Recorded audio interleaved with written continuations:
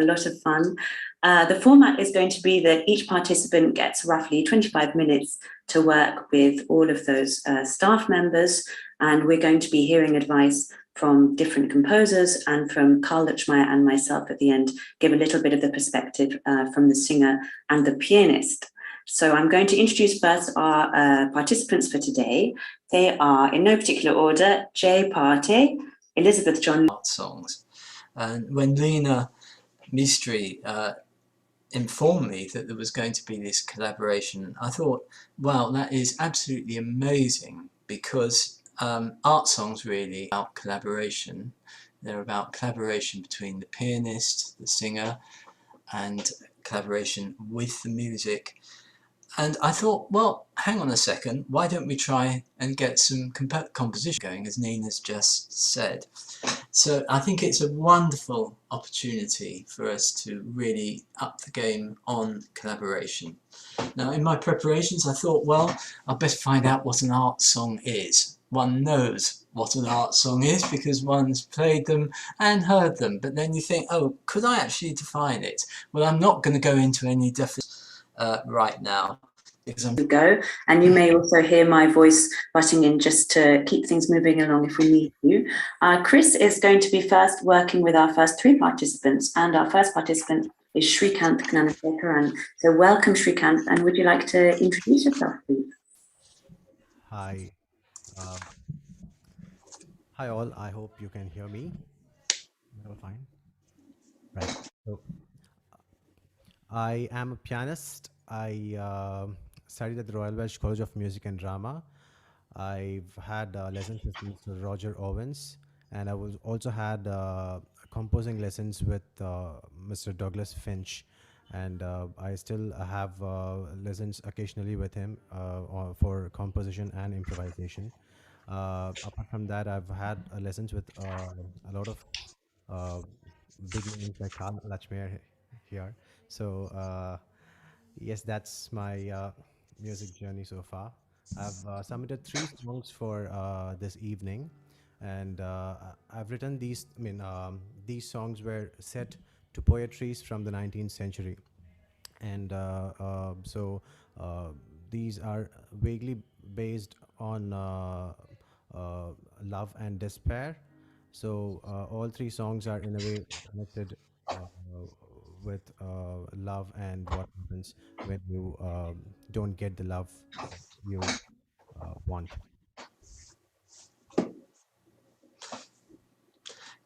great. Well, Srikanth, would you like to share that you've got 2 pieces for us, haven't you? So 3, sir. you've got 3. Lovely. I certainly have 2 of those, but that's, or possibly 3. Yes, I have got 3, I think. So should we start with the first? Love is. And would you like to share that with us? And ideally, it would be nice to see the score and the audio at the same time. I don't know how possible that is, but if we can't see the score and hear the audio at the same time, let's go for the audio, but preferably the 2. So this is the score. Thank you. And, where is it?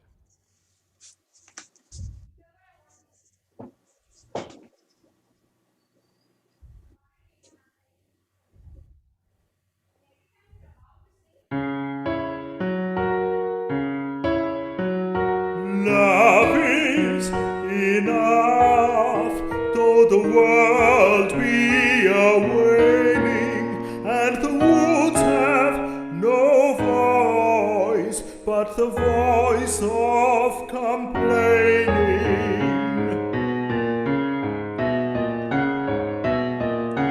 Love is enough, though the world be a waning, and the woods have no voice, but the voice of complaining.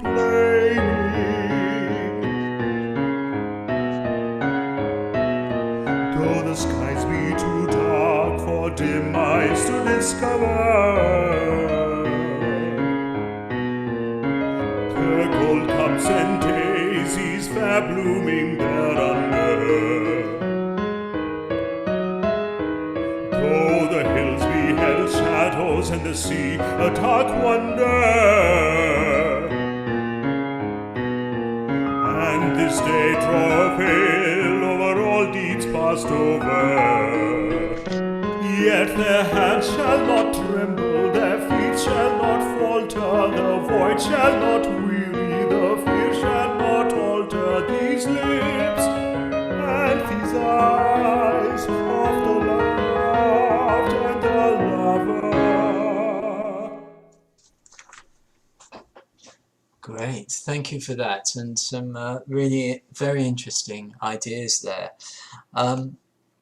And that all came over very smoothly. So there are lots of things that I like very much, and I think that you've done very effectively. So I think one of the first things I'd like to congratulate you on is the opening and the rhythmic flexibility in the opening, where we have in the 6/8 we have da 1 2 3 ba 1 2 3 1, and that's a nice little theme that carries on very smoothly throughout quite a number of passages in your piece there. The other thing that's really crucial and that you've done really well is overall you've set the words so that the important syllables are on the first beats of the bar. Now, that's not a golden rule, because nothing in music is a golden or a rule. There are always good reasons for doing something that's not standard, and sometimes it really works well to emphasize a different syllable, whether that be for musical or dramatic reasons. But in this case, very largely, you have set things very nicely. I'm just going to point to one bar. If you could get the score back on the screen, please, and I'd like you to find bar 29, 30, 31, 32.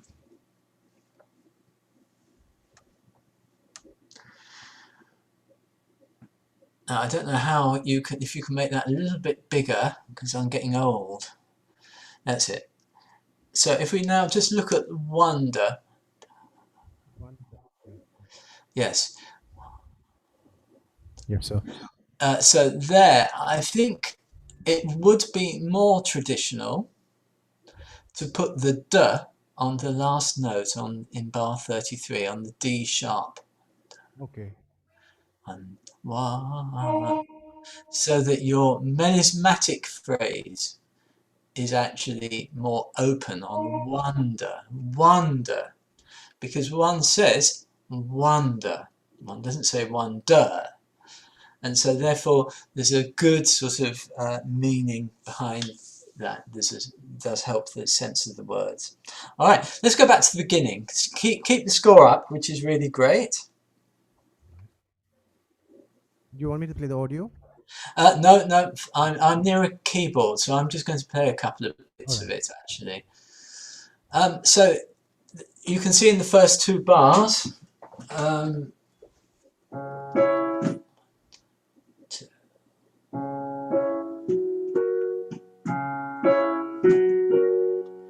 I hope you can hear that all right.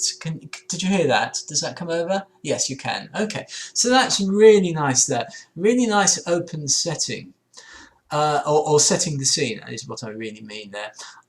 As an alternative, perhaps you could use more of the bass.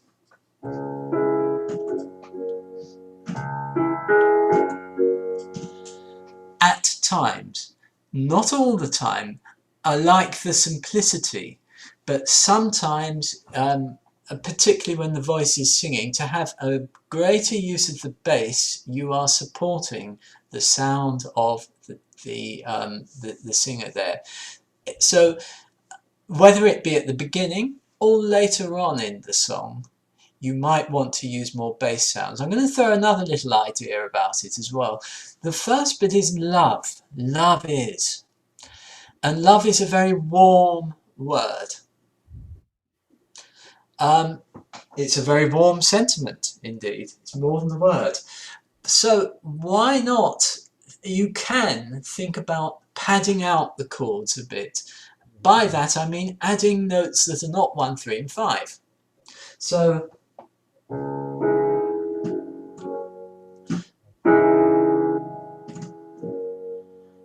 you can hear there, I've got a richer texture in my left hand, and I'm also inserting a dissonance, which resolves here. So you can, and normally those dissonances, you can do it mathematically. You've got 1, 3, 5 in the chord. If you keep building in thirds, 7, 9, 13, we're getting into jazz terminologies now. But that was a ninth I had there.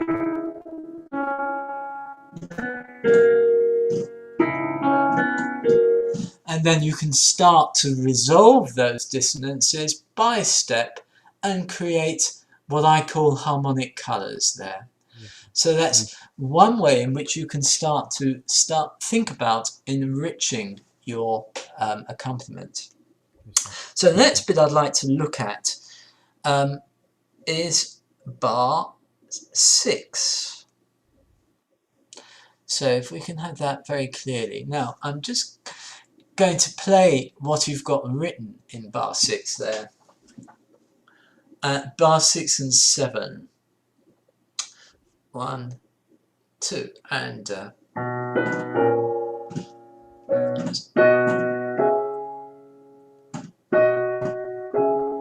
now if I were a harmony teacher, which I am, but you'll be pleased to know I haven't got a red pen in my hand, but I would be saying, hang on a second, we've got both consecutive fifths and consecutive octaves.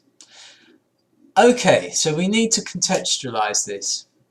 In Bach, in Mozart, in Beethoven, consecutive fifths don't normally happen. Octaves more so, consecutive fifths don't. In Debussy, they happen all the time. You probably know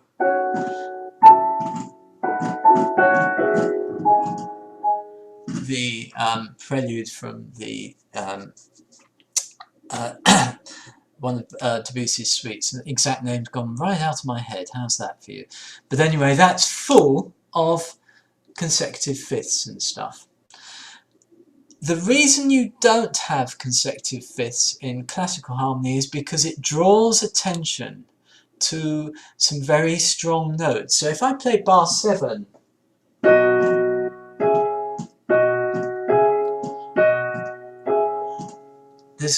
it's actually quite bare. Now you can have those, you can have that exact movement and make it a little bit softer by doing this.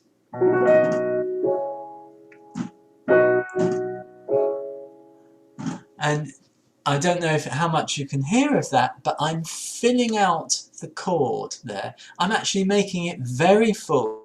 I'll do that once more. Here's what you...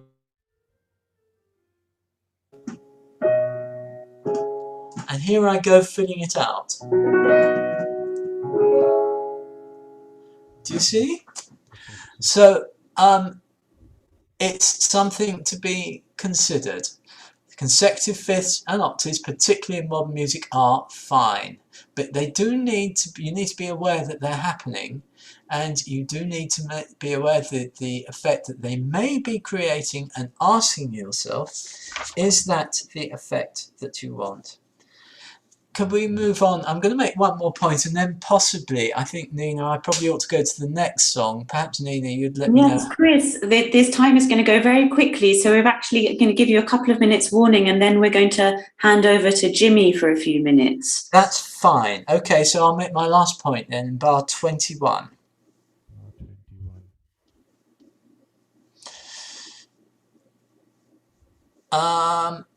Okay. Can I ask you what key you think you've written this in?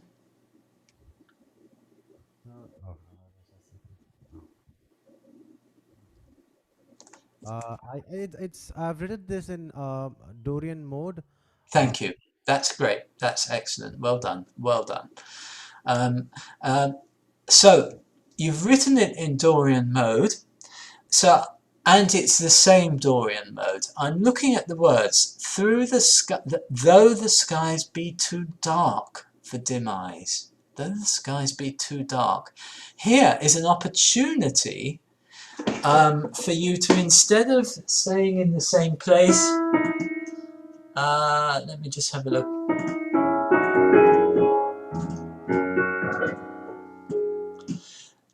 You could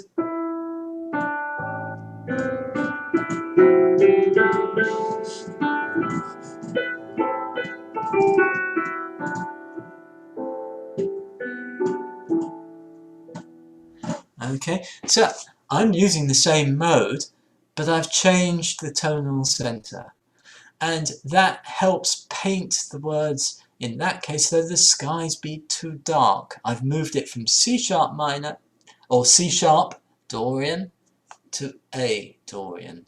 And that's one of the great things. Modes don't modulate, but you can change the tonal center. I'm going to stop. I can see Nina coming. Thanks so much. Yes, I have a feeling these sessions are going to go by very quickly, but just in order that we're not keeping everybody here for hours, could I ask Jimmy? Jimmy, maybe in a few minutes, would you be able to give a little feedback to Shrikant on this?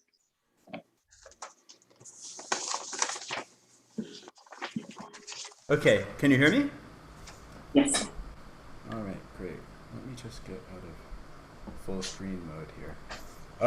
Yeah, I agree with pretty much all of what Chris said. Some really good points, especially about thickening some of these harmonies and invoking more color into the thing. Particularly, I notice, and this is kind of a general theme for almost everybody, that everything's mostly diatonic, right? So there are some examples, like in your third song, there's a little bit of non-diatonicism, which is nice, right? But that's an underutilized tool, I think, in a lot of this music. But I want to just point out some other things, right? One, there aren't any dynamics or phrase markings or tempo markings or anything like that. There's an initial tempo at the beginning. It says dotted quarter equals 55. But it might be really helpful for the performers to know a little bit more about the nature of this piece that you've written, right? It's in the words, yes, it's in the music that you write with it, but generally when I give a tempo marking, I like to give some kind of evocative explanatory. It's your little chance to be a poet for a second, right? And I never miss that chance because it's very helpful, I think, for performers to understand kind of the spirit in which I've written this music. But going back to the dynamics and phrase markings bit, right? I think a lot of people sort of think about music as pitches and rhythms, right? So I get to write a chord with or a chord progression with some melody above it. And I think what would be really helpful is if people started to think about, when you write a piece of music, that every time the pianist puts their hands on their instrument, every time the vocalist's chords start buzzing, they're making sounds, right? And those sounds are alive, right? They have a beginning, they have a middle, they have an end. And they're multifactorial things, right?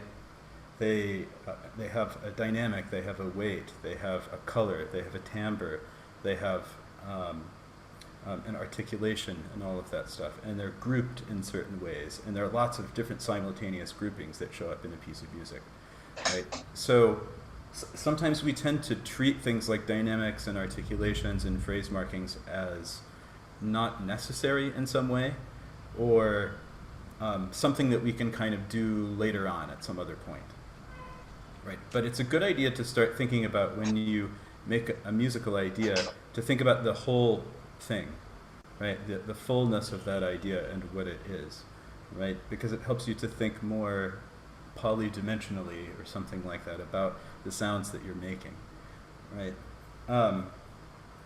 Let's see.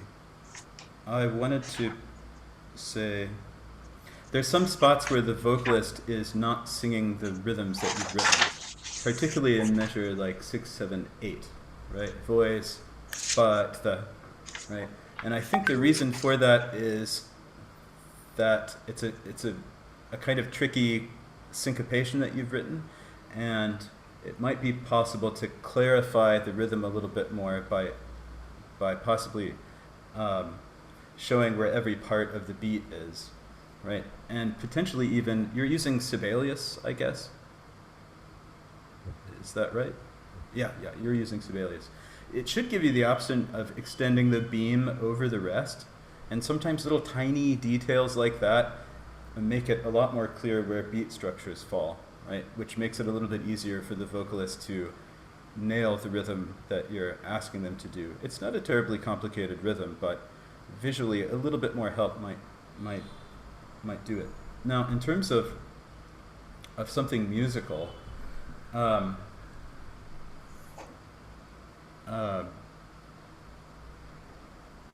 gosh, I can't get out of my head to wondering whether or not this should just be notated in D flat instead of. But then you said you're doing Dorian, so. Jimmy, I'm so sorry. I'm going to have to ask you to wrap up so we can move on to Carl. Yeah. Okay, fine. Yeah, the point I want to make about 21, which I think is a little bit more interesting, or more to the point around 25, 26, 27, you have all this language about flowers blooming and all of that stuff. And it set me to thinking this material at measure 21, that up until that point has been like a symbol of like whining or something like that, or whatever. If that just kept going, right, and formed this like flowing sound underneath the vocalist, and then in measure 26 or 27, the vocalist could join that twisting and winding rather than whining sound, that it could really give a feeling of blooming, right? So that there could be a textural change there that allows the vocalist to sing some material that really brings out a fuller sense of the meaning of those words. There's a lot to say about the other two songs. We don't have time to do it. You want to keep talking about them. We'll make sure that you have our contact information and all that good stuff. But very nice, right? Mostly very good text setting. Yeah. Thank you so much, Jimmy. And I know these are going to fly by, and there's so much that we could say. Yeah. So, but thank you. We're going to move on now to Carl. Carl Luchmeyer is with us, and Carl can only be here for the first hour. So this is probably the only time we're going to get to hear from him. So I'm going to ask Carl to give a little bit of feedback to Srikanth, and also maybe to give us general perspective from the pianist's point of view on what he looks for when he's playing art songs. Thank you, Carl.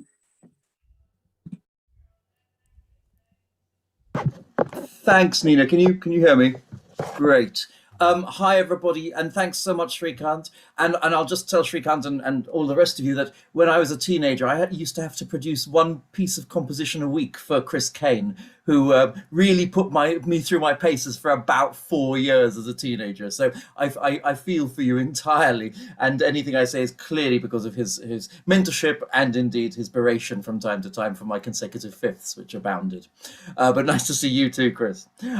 Okay, I'm just going to say some general points about the position of the pianist. As you heard, I've done a lot of contemporary music, and there's that moment in the old days, and now of course it comes by email, but in the old days, there's that moment where the envelope came through the door and you open it and you go, okay, how many days have I got and how much practice have I got to do? And actually, it was scary if you had this really complex part which you had to solve in 3 or 4 days, and it was scary if you had this very empty part which you had to bring to life in 4 days. And of course, either of them is absolutely fine.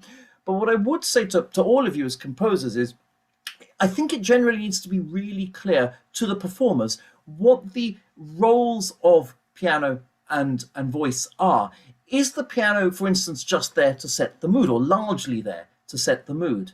Obviously, it's traditional that we often have the piano part come in before the voice to set the mood. And following on from Jimmy, if I see this particular part which we have in front of me, I'm going, well, okay, I've got the words, but what am I trying to say here? Am I trying to do something wondrous? Am I being ironic about love because of that quite quirky rhythm going on there? Am I just trying to give a kind of lovely haze to things? Because that will make me change the way I balance those chords. So that word or that piece of advice or that bit of poetry you might put at the beginning is going to be incredibly useful. And again, following from Jimmy, is one of the things I had on my notes. Please give us information. Yes, we can put in lots of things and we can do all sorts of things with your music, but that kind of belies the problem that actually we're trying to find your voice in the music. We're trying to find in some way what it is that you wanted to present to the world from this. I mean, of course, there's so many collaborators. There's us, there's the poet, all of these things coming together. And so you do need to give us a sense of that. In this particular work, of course, Shrikant, you have tended to put the kind of characterized piano parts in the 2-bar breaks, which is absolutely fine. But I'm not sure I could immediately capture the sense of, okay, this one is different from the last one. What is it trying to give me? What's it trying to do at this point? Am I trying to be brilliant? Am I trying to be consolatory from what I've just heard? Am I preparing for the thing that happens next? And again, even if you don't give me a word about that, even if you just give me a phrase mark or a crescendo or something that goes, okay, I know that belongs to there, that it seems to me is really, really important.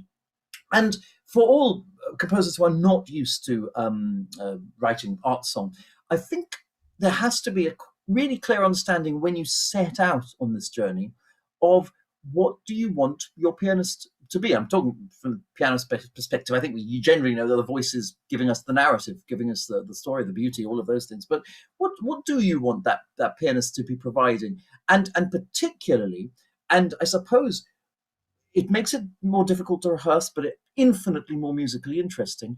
How is there a sense of literal interaction? Is there something happening in the voice that is then taken over by the pianist and then given back?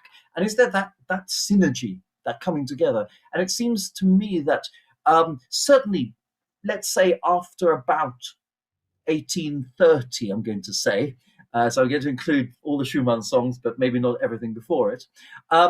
We do get that sense a lot of the time in some of the most wonderful moments of art music. We do get that experience that actually this thing is being delivered, thrown around, argued, agreed upon between just by a little extra note or a melody coming down and then back into the voice and things like that. And it doesn't mean that you have to do that. I mean, I've equally played minimalist songs where, you know, I'm sort of absolutely wallpaper, and that's fair enough. I've got nothing to do other than give that color and background, and that equally works in a very different way. But I think that clarity for, particularly if you're less experienced as a composer, that clarity of how are these people going to see themselves working in that space with this set of music is going to be really useful to help you all conjure up that feeling of this is what I'm trying to do in that musical space. So and forgive me because I have to charge off in about 15 minutes to London. I'm in Oxford at the moment, but you know, I've actually gone through your scores on the Google Drive and I've really enjoyed them. So do message me equally if you want to talk about piano parts.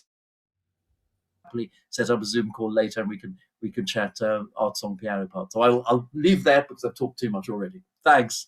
Thank you so much, Carl. Lovely to have you back with us again, and thank you for giving your insights. And Shrikant, just to wrap up, if it's okay, I thought I'd give you a little bit of feedback from the singer's perspective. There were just a couple of points when I looked through your songs where I thought that is going to be very difficult for somebody to do without being able to breathe. There's quite a lot of words, continuous line set, and not really a chance for the singer to breathe. That was particularly around bar 19 in your second song. And there was some also places in the third song again. So think about that, everybody, and do take the time to run your songs through with singers because they'll be able to give you that feedback live. Generally, for all of you, this was sort of very similar point that I thought about. Consider the sort of singer that you are writing for, because I felt that in a lot of people's songs, the range was quite narrow and there wasn't much opportunity for the voice to project. And so that's fine if you're writing for somebody singing with a microphone, perhaps sort of a pop singer. If you are writing for a Western classical singer, which you don't have to, but art song is traditionally a Western classical genre, we will be singing without microphones, and therefore you need to give space for the voice to project. That means not so syllabic. You don't have to put a word on every note. Right. More opportunities for melismas and more opportunity to show off extremes of range. You know, particularly if you're writing for a tenor, letting them go up into the higher range, or for soprano, if you're writing for alto or bass, to show off those extremes of range. Those are what can project well over the piano. So really consider the sort of singer that you're writing for and the space that you would like the songs to be performed in. That's a general point for everybody. Shrikant, thank you so much. It's lovely to see your work. And I'm sorry, I feel this is going to go very quickly because it's so interesting. There's so many points that we could make. But hopefully, you know, that as you work, it'll be relevant for everybody to share each other's work. So thank you, Shrikant. Were there any questions that you wanted to ask before we move on? Not questions, but I thought I wanted to talk about my second song and third song because, like Chris said, this is my first attempt at the Love Is Enough. Love Is Enough is my first attempt at writing an art song, and then I explored. I wanted to explore harmony, and I came up with the next two songs. So I actually wanted to talk about the harmony in those, particularly the second song. But I don't know, maybe we wouldn't have time. I'm so sorry. Yes, it's going to feel quite quick today. But as they've said, you know, Chris and Carl said, please do stay in touch. Feel free to communicate and keep this working process going so that you can continue your development. Thank you, Shrikant, and congratulations. Thank you. And I'm going to hand over back to Chris now and to our second participant, who is Samson Ezekiel. And Samson, would you introduce yourself for us, please? Hi, I'm Samson, and I'm a composer, vocalist, and I'm also a music producer. So I've been working on electronic, electroacoustic, and a lot of those kind of stuff in the past 2 years. So this art song festival, this was a breather for me to come and do this piece. It's also one of my first attempts, sort of my first attempt at writing as well as composing an art song. Yeah, I'm really looking forward to this.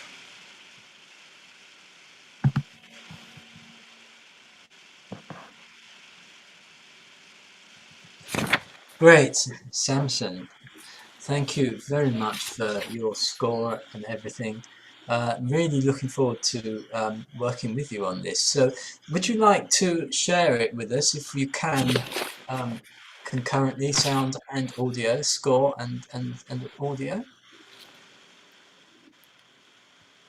Yes, I'll share the score. I think the audio is with Jimmy. Yeah, lovely. I think in order, like, the problem that you might run into is if I try to share my audio, then it's going to make me want to share the whole screen. So, okay, I'll send you the score as well. Well, I think the better option would be Chris on that because he has Sibelius. I don't use, or you just sent it as an audio file. Is that right? Yeah. Okay, hang on a second. Hang on, let me see if I can. Okay. Where's the chat?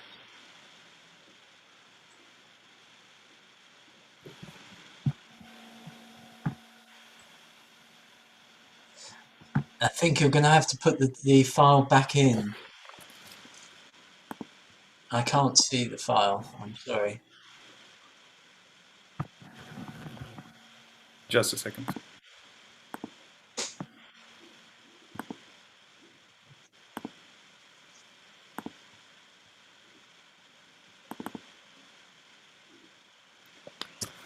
It's uploading. I think I sent it to Chris. Yeah. Did you receive it? Yeah, I'm just going to try and open it now. Let's just hope that. Yeah, it's downloading very slowly on my computer. So I think Chris might have a better connection.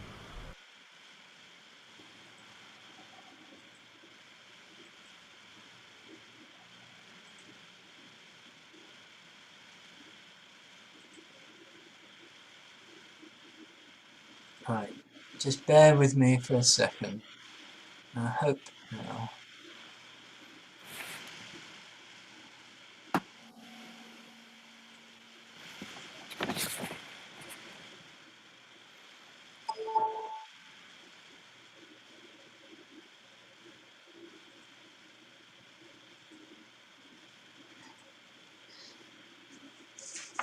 No, it's not wanting to open up.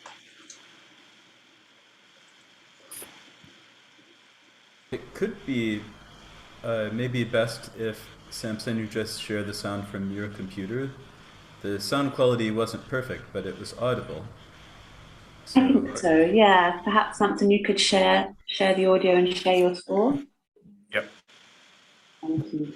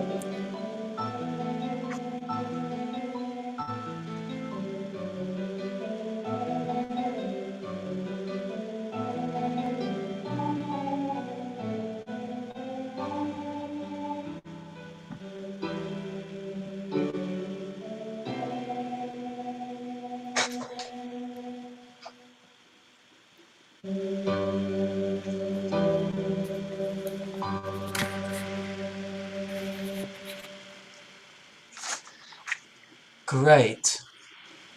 That's really been really useful to have that.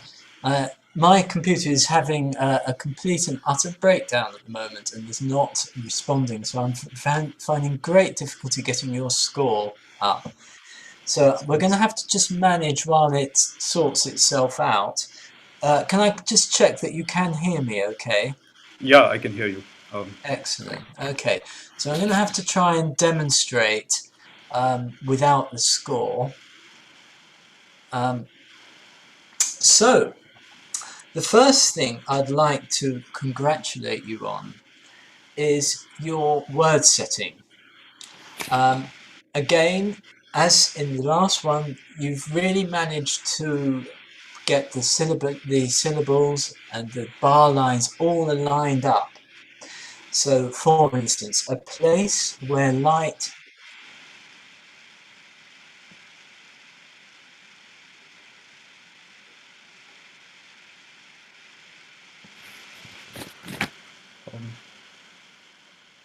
Have we lost Chris there? I think so. We may be having some technical difficulties. In which case, maybe, Jimmy, would you mind taking over for now? Yeah, sure. I just scribbled a few notes down. So I don't think we've worked on this together, have we? This is new, isn't it? Yeah, this is new. We haven't worked on this yet. Great. So one thing I would say is that you have some nice textures, but they feel like they're in a kind of embryonic form, right? I like this opening texture a lot where you're setting up this kind of pitch haze, right? But I'm thinking like, wouldn't it be nice if there were like more layers of this pitch haze? You know, like using a little bit more of the range of the piano.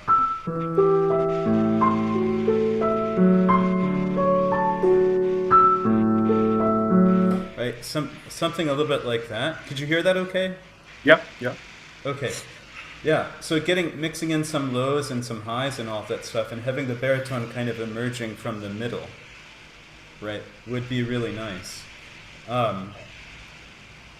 Yeah, I mean, just imagine you're like using an arpeggiator in Logic or something like that. Okay, I'm not going to try to come up with like weird audio production analogies because I'm a total noob at that stuff anyway.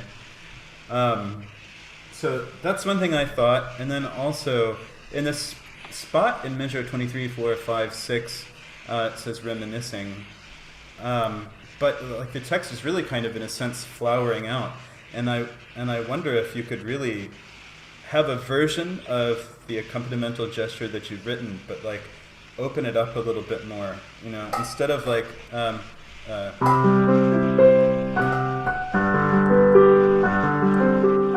I mean, this is a subjective point, right? In other words, like, you don't have to listen to this if it doesn't resonate with you, right? But I mean,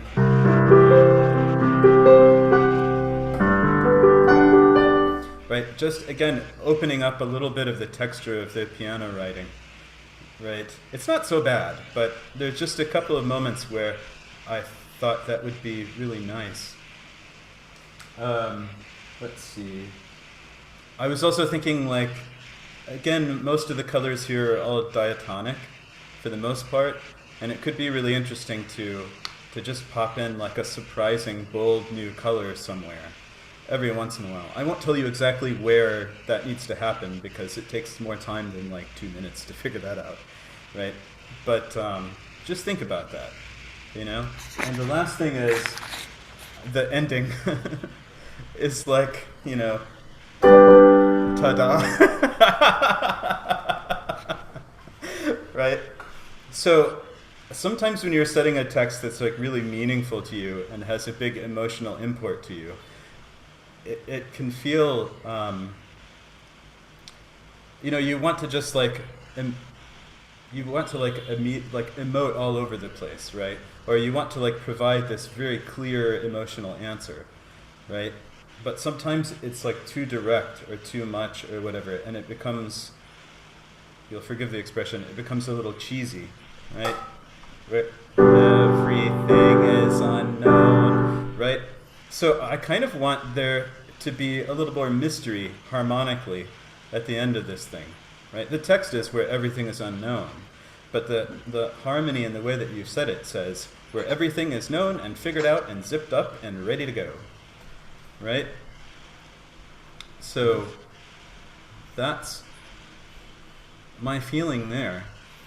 Otherwise, I think like Chris was starting to say, I think that your text setting is quite good, right? In fact, the emphasized syllables are in the stronger parts of meters, right? In general, also from a larger perspective, the phrases tend to flow pretty well. I suppose if there's one other suggestion I would say is that I noticed that all of your phrases are 4 bars long, basically, 3 or 4 bars long. So you settle into a kind of hypermeter that doesn't really ever change or shift, right? So possibly exploring with some variations in phrase lengths might make things not feel so contained. And I thought also from bar 14 to bar 15, for example, there's some transitions where the phrase just stops, right? Yep. And I wonder if there's a better way to articulate that, right? It might mean trying to connect through in some way, but it could mean really emphasizing the break so that it becomes really intentional and meaningful in some sense. You know, I think of like Bach chorales randomly, where you've just got fermatas over chords just in breaks of, clausular breaks of the text, right? And so there's no pretense to it, it's just saying, I'm singing this phrase, the phrase is done, I'm gonna stop and reflect on it now, and then I'll start the next phrase, right? It's really a kind of non-transition in a sense, but by kind of owning it and letting it be a little bit more, it can work. But it feels to me like some of these like phrase dead stops are like in this in-between space between like not enough and too much time, you know, and because it's in this in-between space of not enough and too much time, it just feels like, you know, a dropped transition or something. Does that make any sense?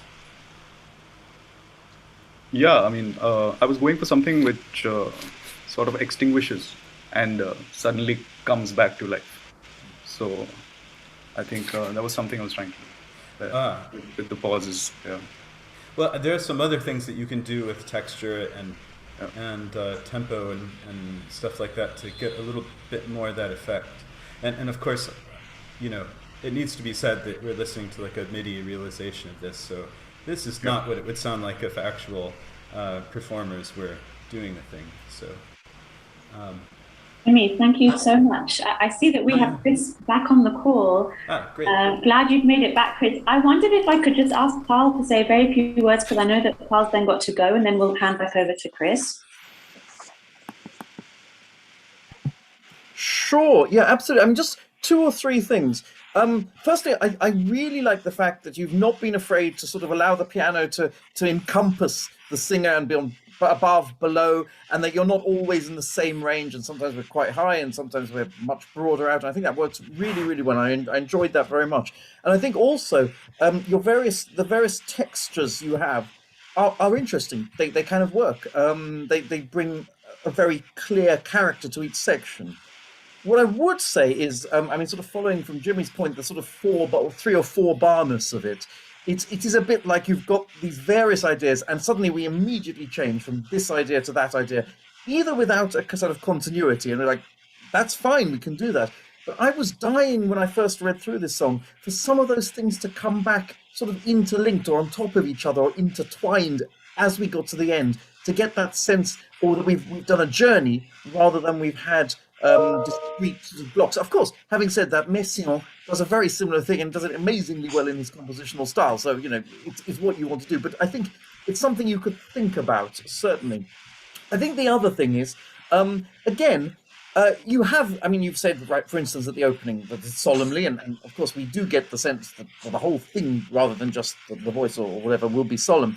But I would have liked to get a sense of your phrase marks for even that opening line. I can almost imagine that those quarter notes with the 8th note rests before them are tenuti, and they just kind of stick out slightly above the texture while the left hand keeps sort of rolling through that melody. I think there's a certain amount of more detail that, because I, as a pianist, don't have the words, I kind of need to know where, you know, are my phrases dovetailed? Are they actually just purely with the singer? I think those things would have helped me to conjure something, interesting, but also thoughtful out of it. But also, you know, I would hopefully do that anyway, but I might not do it in the way that you might have envisaged. So that's kind of what the 2 or 3 things I would put in. But well done. I think, you know, I thought really things worked underneath the hands, and they were very both attractive but also characterful. They were certainly pointing us in interesting directions. So bravo, thank you. Oh, thank you so much. I'm glad we could hear a little few more thoughts from you before you have to leave us. And Chris, I think that you're back. Yeah, I'm really sorry, everyone. I'm so sorry. My computer decided to open about 8 copies of Sibelius, and if you think I'm exaggerating, I'm not. So I'm just going to pick up. How long have I got, Nina? About 10 minutes. Oh, great. Excellent. All right. Excellent. Well, look, I'm going to pick up at the very end on what Jimmy was saying, because it's something I've got really noted there. And where everything is unknown, And of course those words are very meaningful, and they're asking in a way a very big question. And in my view, the accompaniment that you've got under it, as Jimmy was saying, and as I think Carl was saying as well, more generally, I think in this specific bit, the accompaniment actually takes away from the meaning of those words. And I feel that that little bit there, where everything is unknown,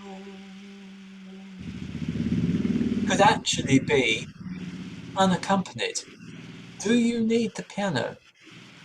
Probably not. Now you could, of course, have where everything is unknown chord at the end, but that would be entirely inappropriate. You could, of course, where everything is unknown.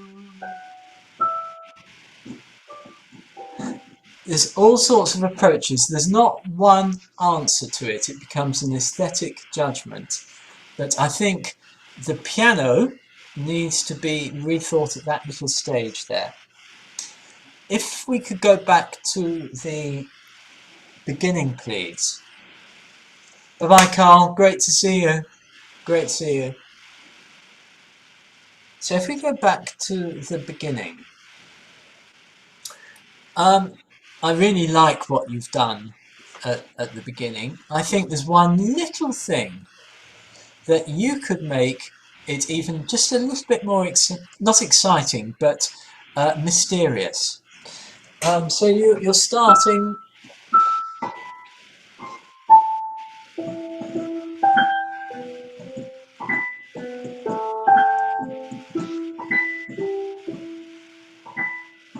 I don't know if you could hear what I was doing there, but I'm putting in Accompaniment there.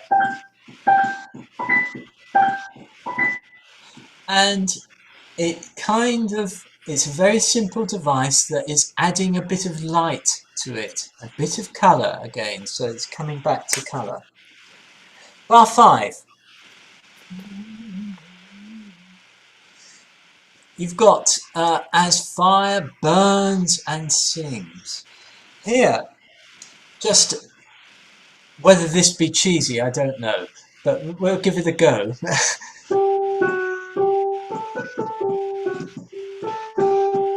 If you could think about fire burns and sings. So you're actually, by putting a little bit of movement in the word burns, it doesn't have to be those notes, but it's beginning to suggest a little bit of movement, of burning, maybe. But in the next phrase, where's shadows? I'm wondering about here, where's shadows?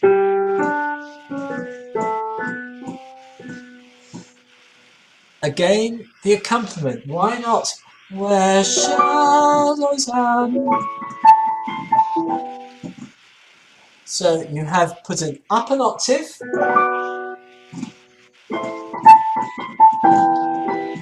A little bit of movement in the right hand of the piano part to create a little bit of dancing.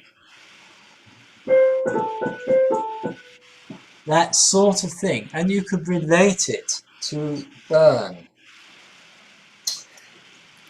So I'm now coming to bar 11, and now we come back to something I'm a harmonist. I love harmony. It's my thing.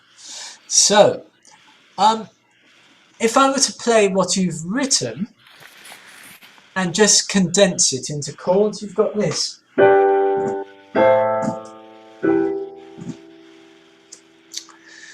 And the movement, the actual, it's modal, 3-4-1, if you like, in E minor.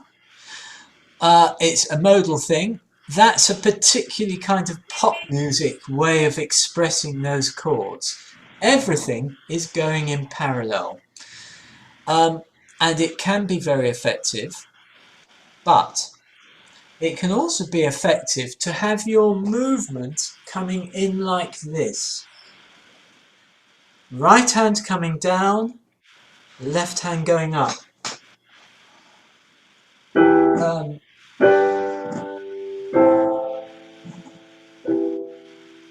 Do you hear what's happening there?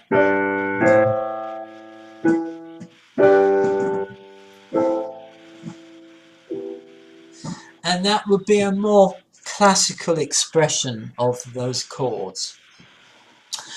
But while we're on that little passage there, the wind has washed away on our names.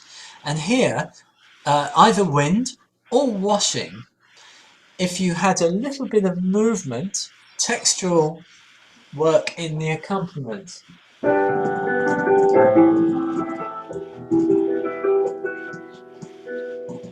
Do you see? I'm just moving the accompaniment along there, adding just semiquavers there in my left hand, spacing them carefully so that it doesn't sound like this.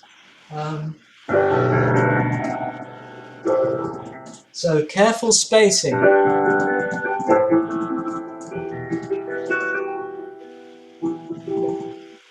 And you're beginning to paint the words really nicely. If we could move on, then I'm going to finish in a couple of minutes. So bar 18, 16, 17, 18. Poco Celerando, I just wondered about if I play that, what you've got. However, bit more movement in the left hand. Do you see? It's filling it out a little bit more. It sounds just a little bit less bare that way. Bar 27. Dance on Earth.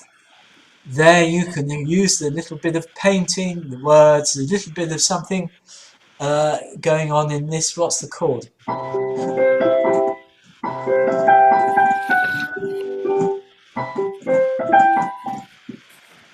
Back to that thing I was saying right away at the beginning. And then 2 more points. So bar 31, 32, 33. This is a tiny point, but can wash away our names. Actually, do you need to have the piano playing on can? It creates a little bit more difficulty for the singer and the pianist. And what's the point of it there? In a way, if you left the vocalist just to sing can and wash, makes it ensemble-wise a little bit easier and gives the vocalist a little bit more prominence. And I can't remember if I've said this or not now, so we're just, forgive me if I have, but bar 30, 40, 41.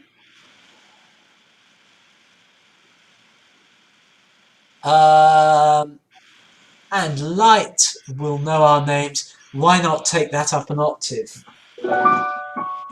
And do you need to double the vocal line? And you get light coming through that way. You're not doubling up the vocal line.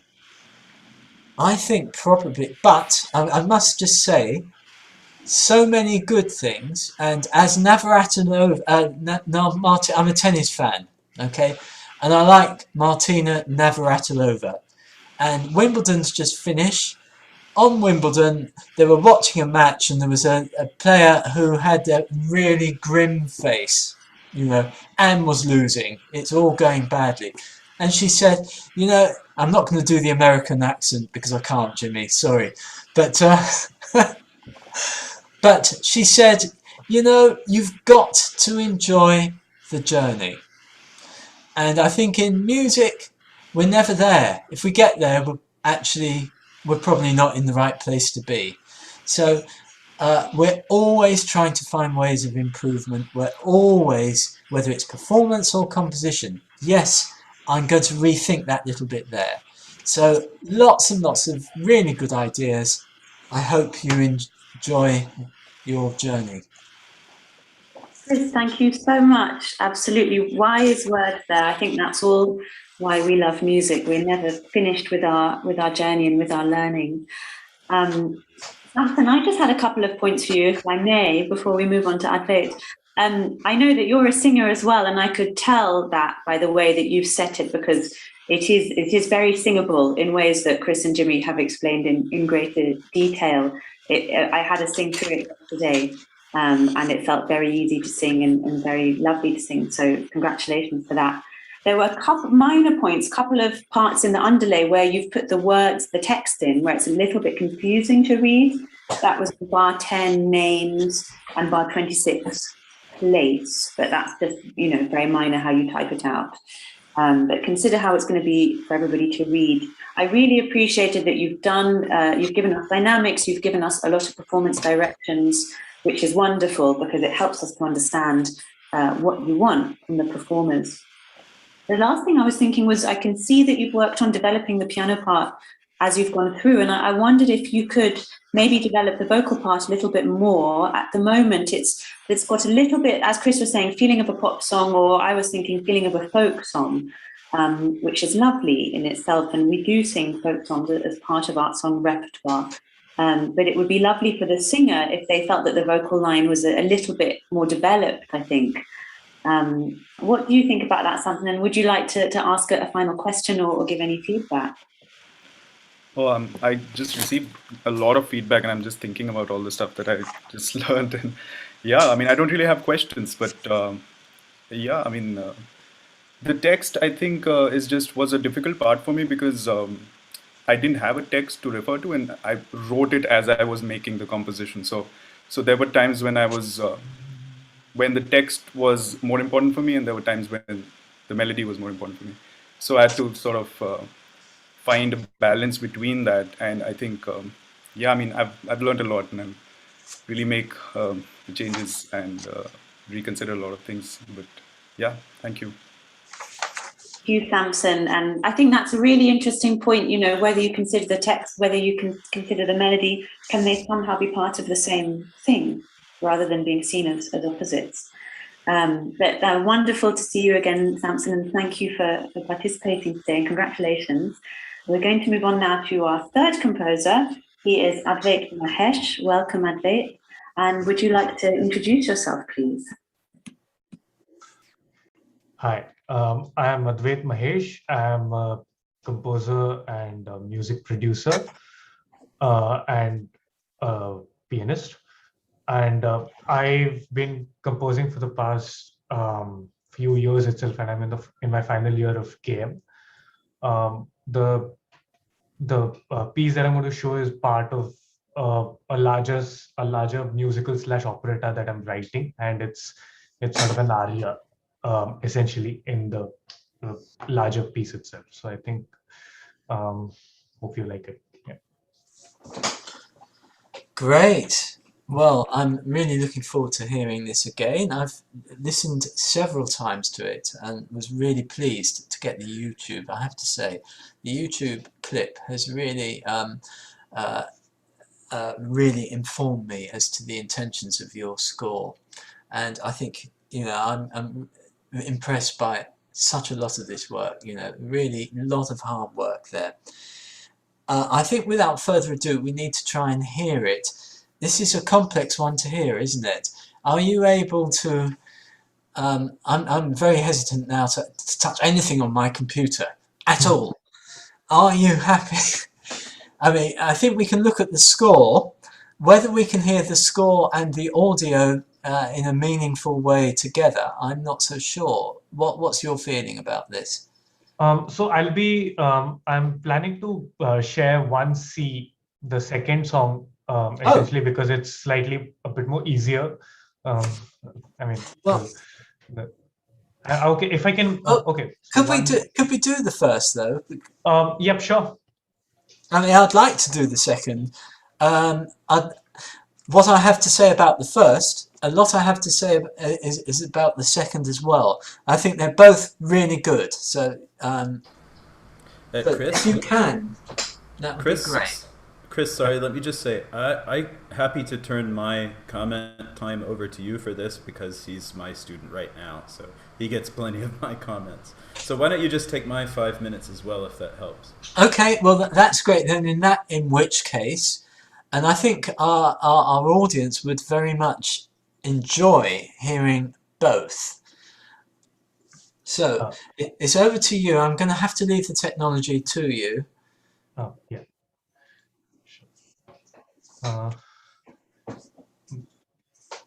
Sure. Yeah, this is, could you see the screen? We can see the screen.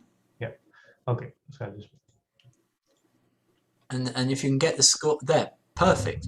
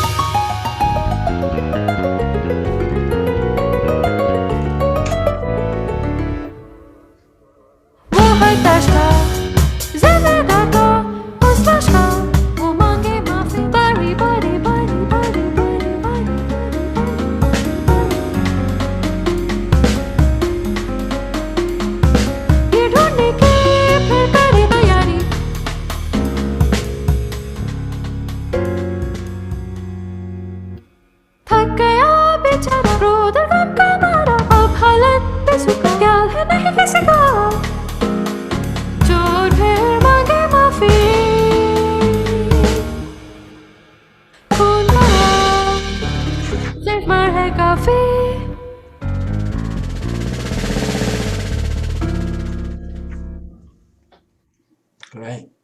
So very, very, very interesting material there, and renewed congratulations on that. That's very nice to hear indeed. Can you just give me a background as to how you got it formed? Because we have a score here, but of course we're not hearing everything that's being performed. Yes. So what happened was that this was essentially a short score which I was planning to sort of orchestrate it for a larger ensemble. But we had this event where we had to showcase certain audio material of our work in progress. So I had this, I had the piano section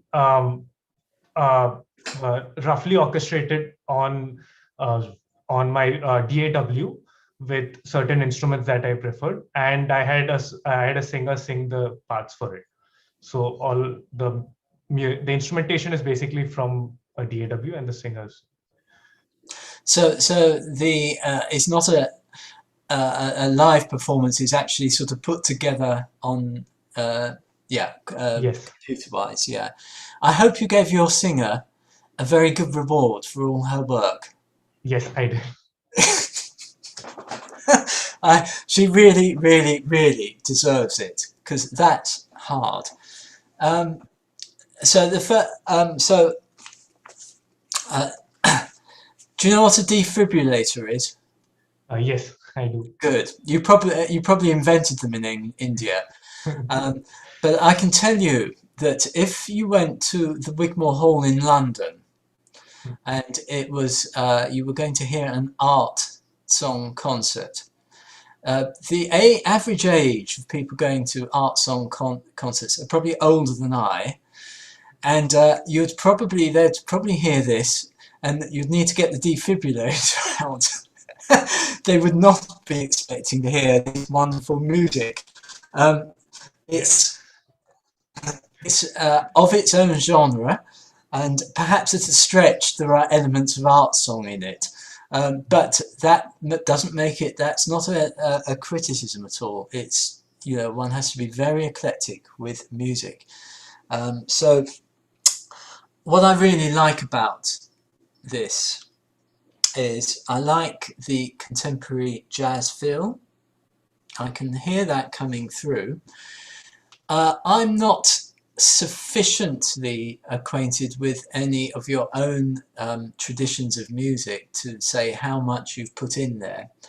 I'm obviously sufficiently educated to know that that's not English that you're writing in, and that it's, so I'm going to keep right off words on that.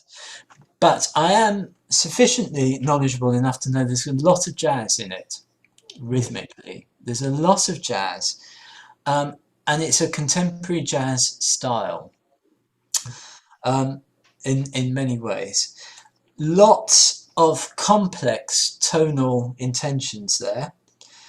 I think your rhythmic work and the transcription is very, very, very successful. So if we could just have a look at bar 26, for instance. Okay. Yep.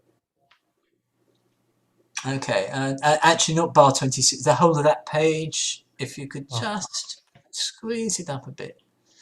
There we are. All right. So I mean, this is not limited, what I'm about to say is not limited to this section, but it's a very, very good example of this section. You've got some hugely complicated rhythms and time signatures, and they all are very, very nicely and accurately scored. So that's really good. The rhythmic work is extremely strong indeed. I also think that you've got a very good grasp of some of the jazz techniques of imitation, sharing themes and putting them in different instruments. So if we could go to bar 14, please. Yes.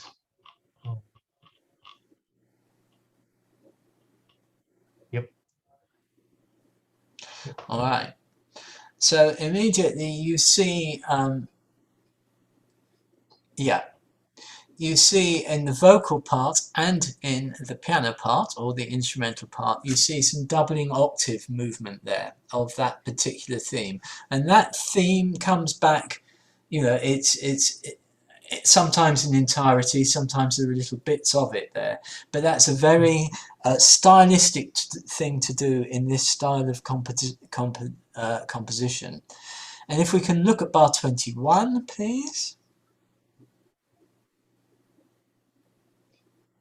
Yeah, so if we now look at the piano part or the instrumental part, you can see that we've got some devices that actually go back to the 17th, 16th century. You've got that little bit of imitation happening there between the two lines. And the imitation, after all, is a communication from one part to another.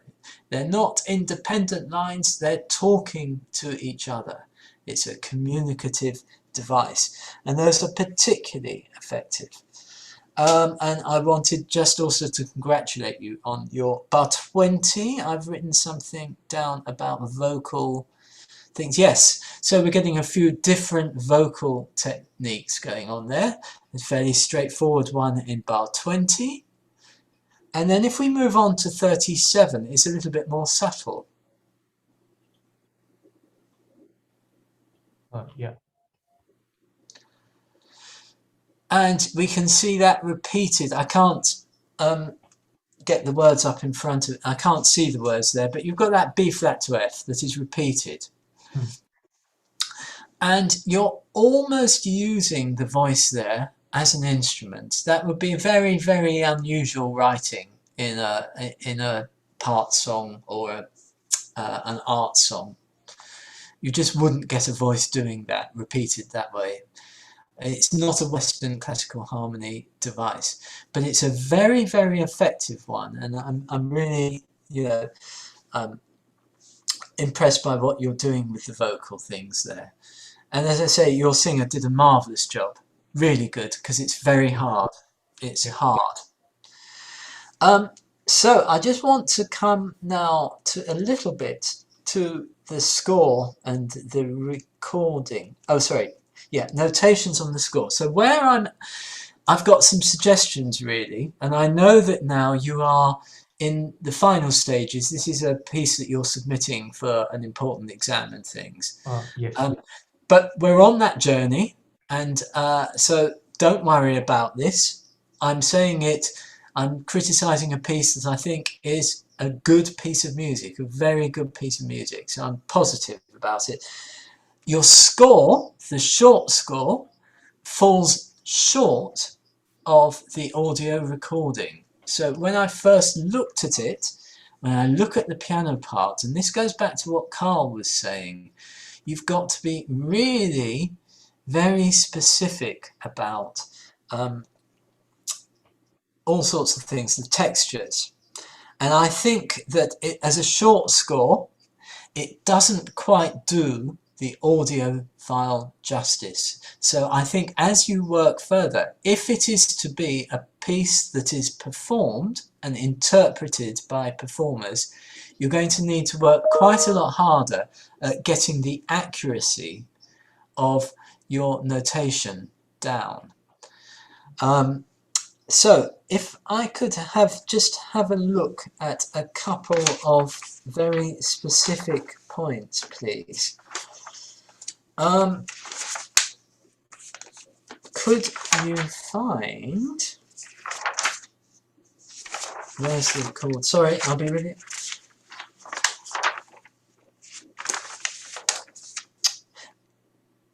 Okay, yeah, bar 26.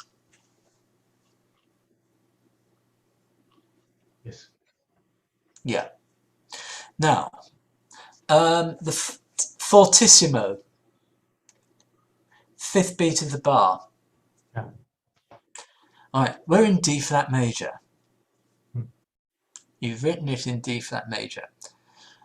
What's that chord?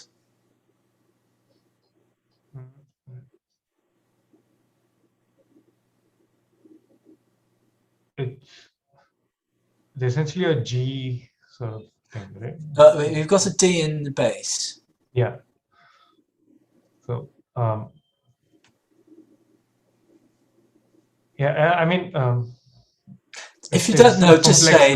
Yeah, I mean, I'm not sure. Okay, that's fine. Don't worry about it. It's fine. That's a D major 7 chord. So that's standard jazz notation there. But it would normally have not a G flat in it, but an F sharp. It would have the A, and it would have a C sharp. So there are a number of places where your notation is really almost quite obstructive to the interpretation. That's a really, you're reading 5 flats, and it could be so much simpler notated. So there are, I'll just show you one other example of where you could possibly sort out. Yeah, so let's go to bar 52.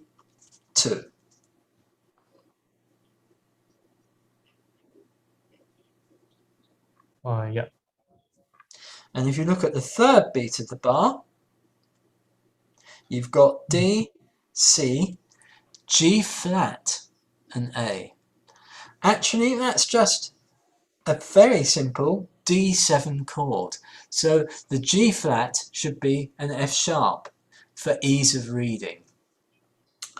So there's quite a lot of tidying up that you might want to think about doing on those sorts of lines of things.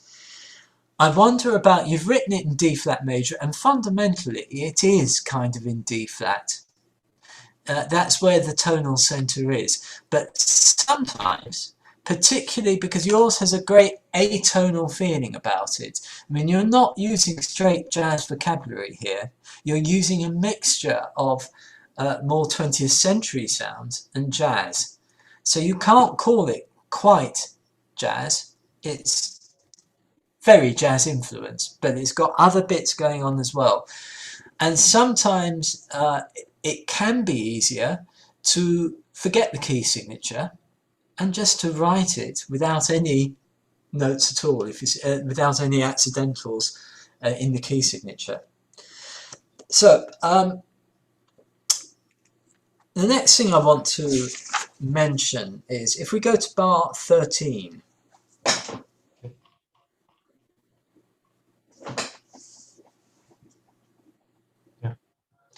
Okay, so what we have there in bar 13, in the piano, you've got a G flat 9 chord. It's a G flat 9, and it works really, really nicely. But when I listened, I could hear the bass player, and in fades, an E flat at the bottom. So actually, instead of this chord, I'll do it. Somewhere in that bar, you get this coming through, and that changes it to an E flat based jazz chord. So from the score you've got, there's nothing evident in the score that you sent me that E flat, that wonderful E flat, it's a good chord. I'm not criticizing the music. Please don't get me wrong. It's a nice, good E flat chord, but I can't see it when I look at this score. Yeah. There. And if we can turn to page 3, please. Yeah. Chris, I'll just have to ask you to start wrapping up now, please. Okay, I certainly will. Okay. Bar 16. All those little piano bits there, they don't come through on the recording. And when I try and play them, they're actually, this is bar 17, I'm sorry. So I'm not even sure that it's coming through as written there.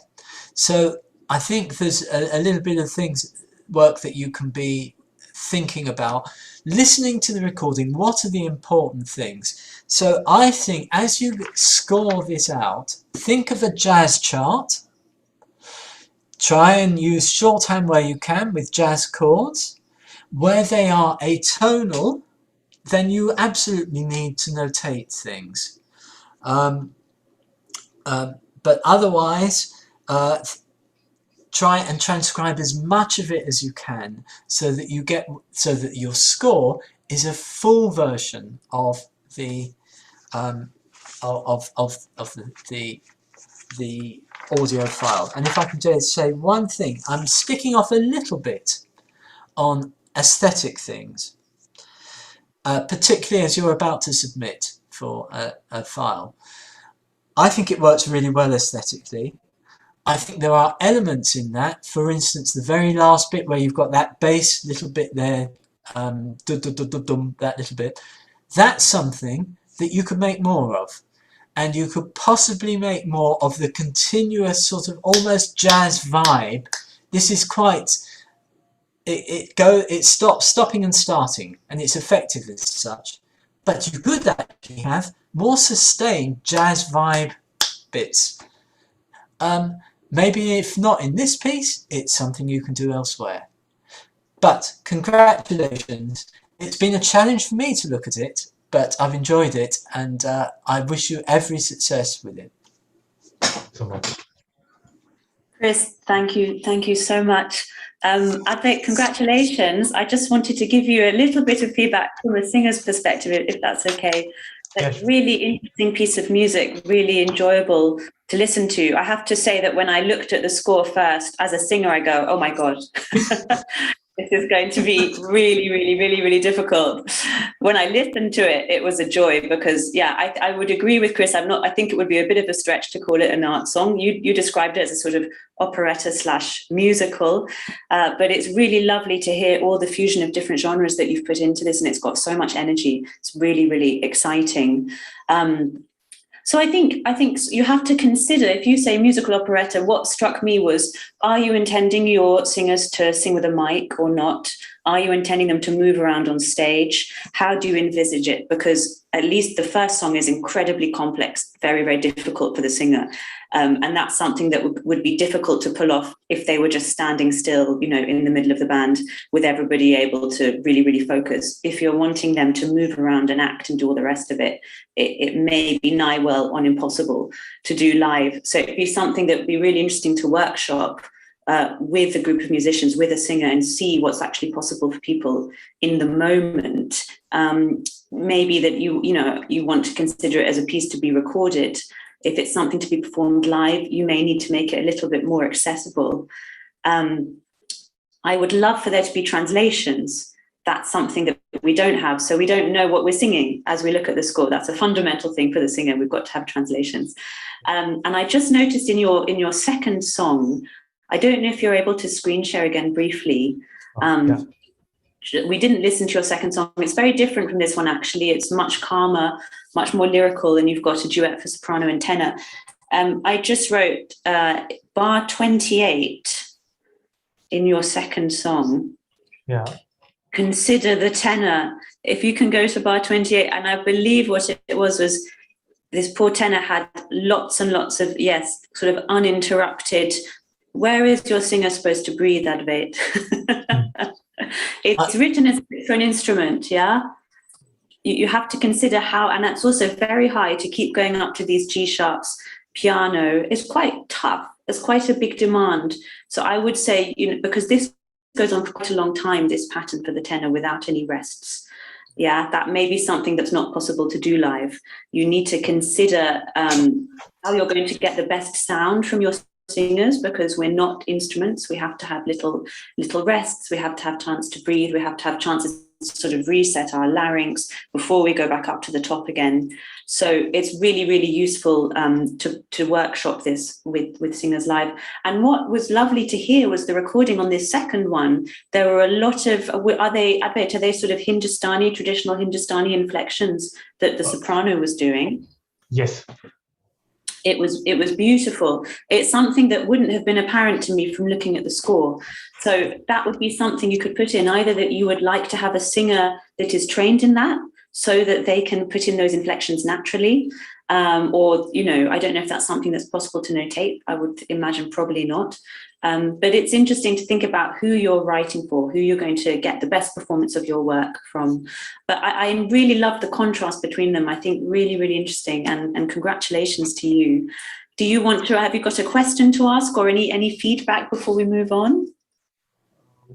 I don't have, questions as well, because it's a lot to work on for me. And it's really, really been helpful, because considering that everything was there, and all of it was very precise for me, and I can just work on it a lot, and I can just get it done properly. So thank you so much for that. Well, congratulations to you. It's wonderful to hear it, Advish. Yeah. Well done. Yes, snaps from Jimmy. Thank you. All right. Well, thank you so much. So we've had Chris as our sort of lead tutor working with our first three participants. So we're going to swap things around now. So we're going to have Jimmy Bunch as our lead professor and a little bit of extra time from Chris at the end for our next three participants. And we're going to move on now to Elizabeth John Lewis. Welcome, Elizabeth. And please, would you like to introduce yourself?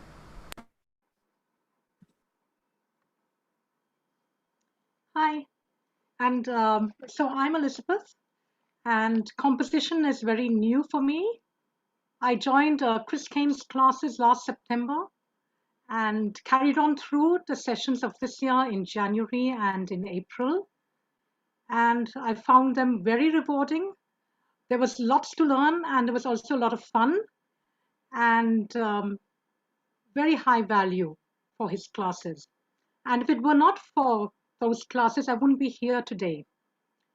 And when the opportunity to participate in this art song festival came up, I first thought of Alfred Noy's The Highwayman, which is a romantic ballad.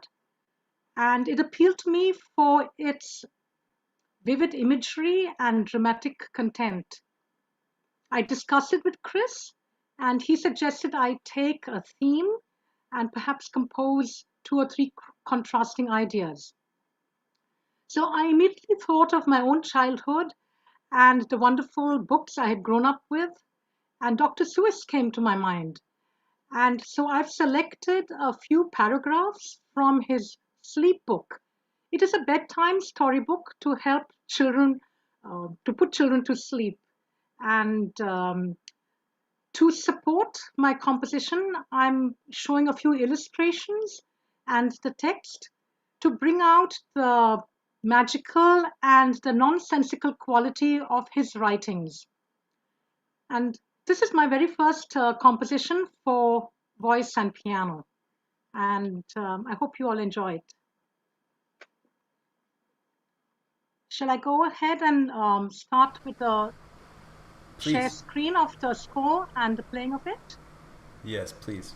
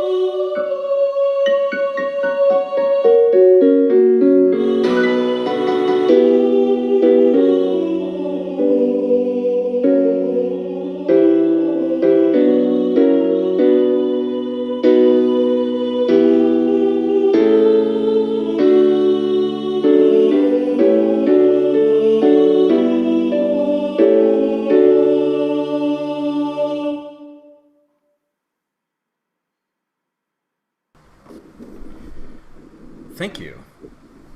This is just lovely. So this is the first time that you've written a song using notation, is it? Or Not notation. The first time I'm writing for voice and piano.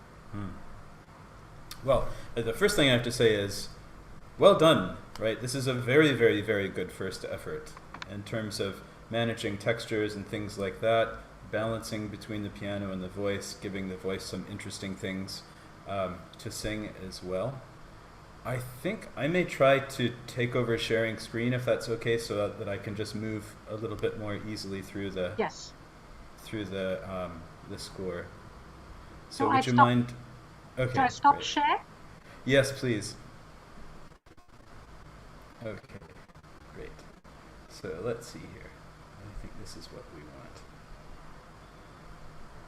Okay, you can see it. Everybody can see that okay? I'll make it a bit bigger. Good? Yes. Okay, great. I have, like, there's one little thing that's like immediately kind of nagging at me to ask, and that is, did you purposefully quote Smetana's The Moldau? I'm sorry, I didn't get that. Let me. Yes. Do you know the Czech? The chat. They talk about the. Yeah, you've got. Yes.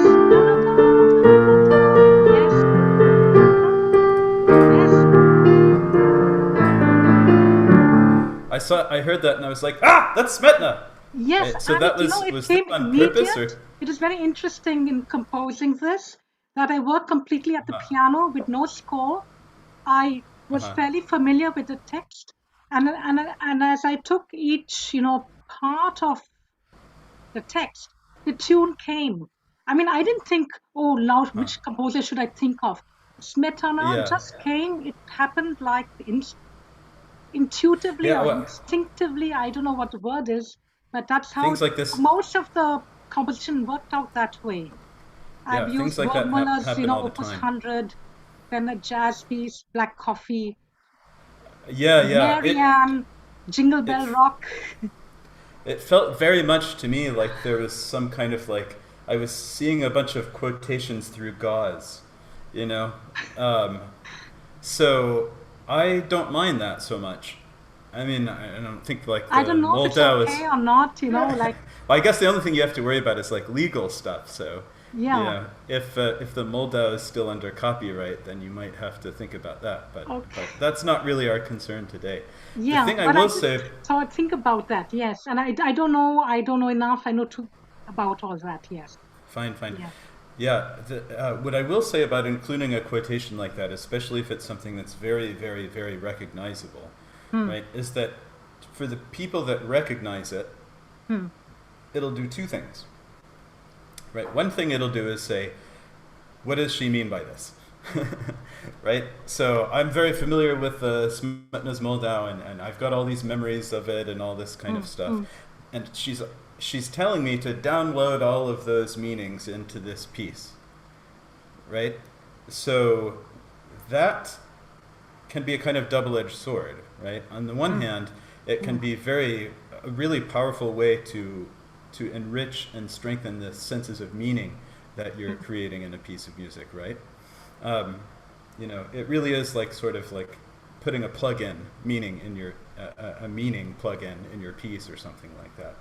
Now, the other problem is that if you don't have a particular meaning intention behind that, then it could introduce all kinds of meaning intentions that you aren't intending.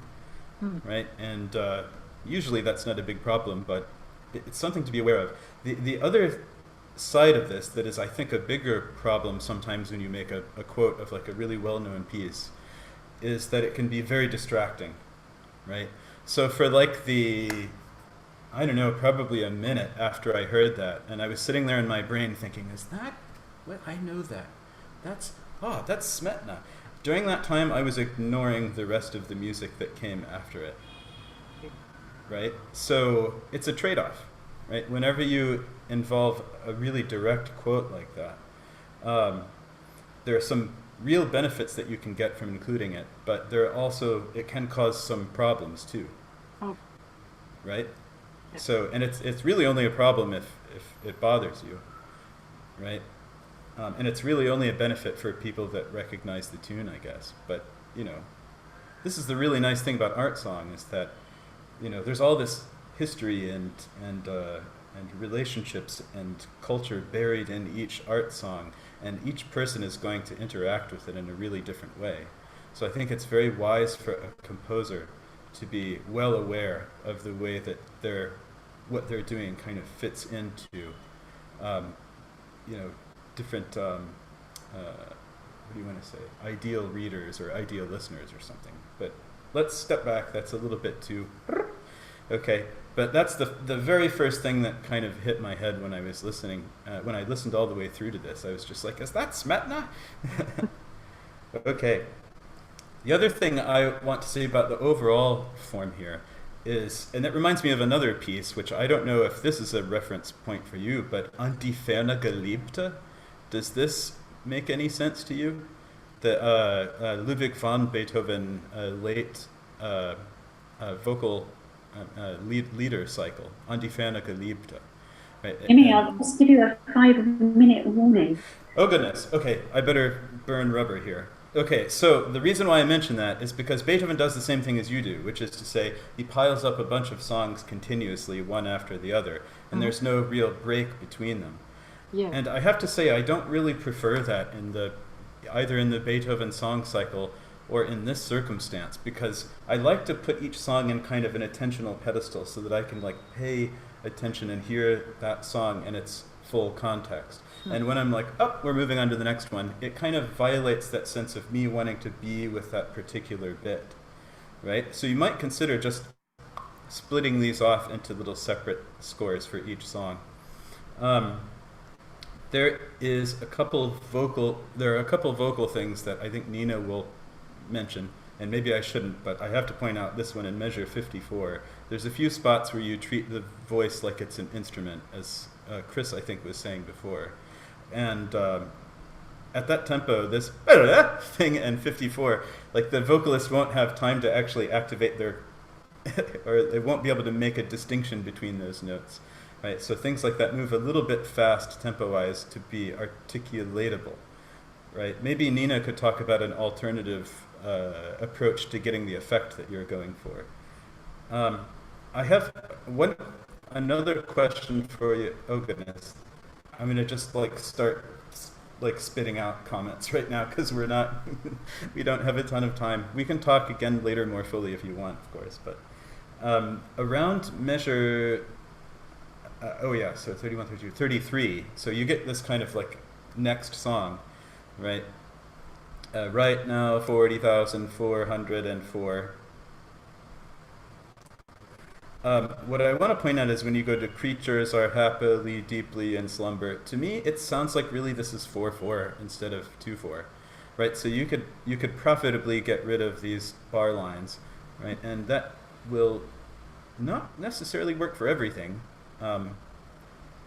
but it sounds like maybe this passage just needs a little bit of metric clarification, whether or not I'm in 2/4 or I'm in 4/4 or something, because the opening part of the phrase has 5 measures in it, which you can't really easily break into 2 bars of 4/4. But that's something to just take a peek at, especially when creatures are happily, deeply in slumber. The clause, the structure of the clause of the sentence also suggests that creatures are happily really belongs to the same metric space.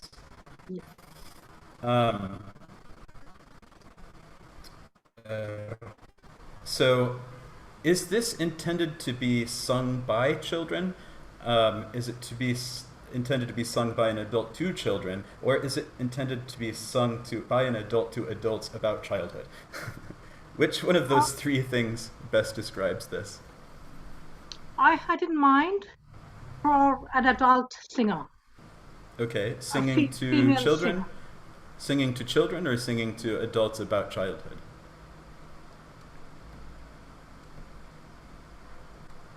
I didn't think about that. There was no time to think about.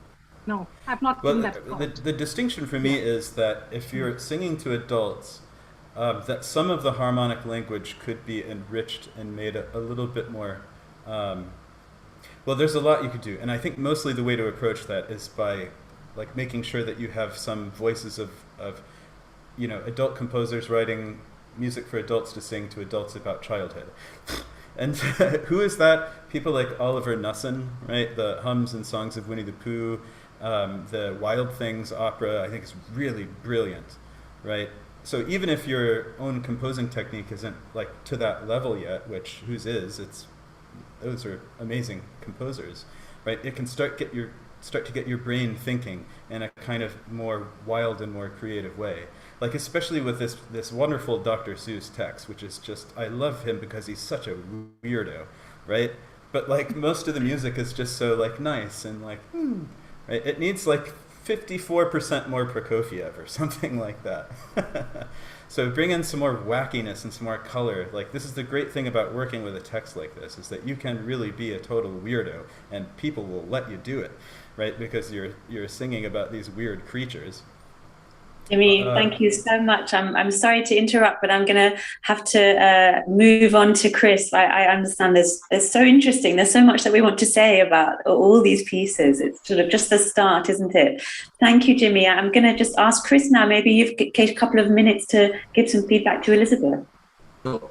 So I wrote down harmonic style, and I really do agree with what Jimmy was saying there. I mean, you've chosen a fairly constrained classical style of writing. Of course, neoclassicalism adds extra dimensions to a piece and extra colours and things. So it possibly, Elizabeth, is your next step, is to step outside the classical box and to try and move on and add some neoclassicism, and see what happens. I also I wrote down balance between voice and piano and then space. And I think that picks up very much on what Jimmy was saying. It's quite, without the gaps, it's a lot, it's an intensive song. So I think it needs space. Whether that be you're separating the song out, whether that be that you give the piano something a little bit more to do in the middle of breaking the songs up, I think it probably just needs a little bit more space. But lots of fabulous work. 2 very short points. You know me, Elizabeth. I'm a one for notation. When you're doing this and you're on an A chord, and you've got those 2 notes, it's not E flat to E, it's D sharp to E. So there's just a couple of points in there. And another thing, last thing I want to say is lovely bits of jazz in there. Very, very nice. And that's where you are pushing your boat out there. But you can then start to think about using your left hand a bit more. So,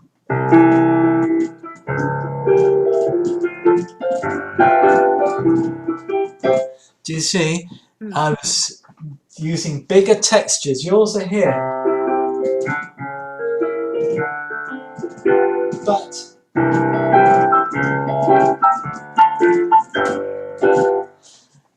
you can make it a little bit more open and sort of jazzy.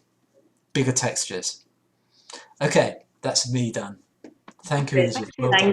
Thank you so much. I know this feels like it goes very quickly, doesn't it? Elizabeth, I just wanted to offer you a little bit of feedback from the singer's perspective. First of all, that I so enjoyed going through, well, it's more than one song, isn't it? It's like a sort of mini song cycle together, but I felt I could imagine how much fun it would be to sing. And something quite different from the very sort of serious, often very sad music that is typical of art song. It's lovely to have more sort of youthful comic works, things that are written for children. It's something that's very useful for programs. If we've got a sort of very serious long list of songs that we want to have things like this to put at the end, it's almost like a sort of palate cleanser for the audience so that everybody doesn't leave, feeling terribly sad. So it's a very useful thing to have actually as a singer. If we could go back now, the part that Jimmy pointed out where you had that kind of fanfare effect for the voice. I think it was it around bar 55? Would you maybe be able to screen share again? Would you want me to screen share? Yes, or somebody could screen share so we could see that.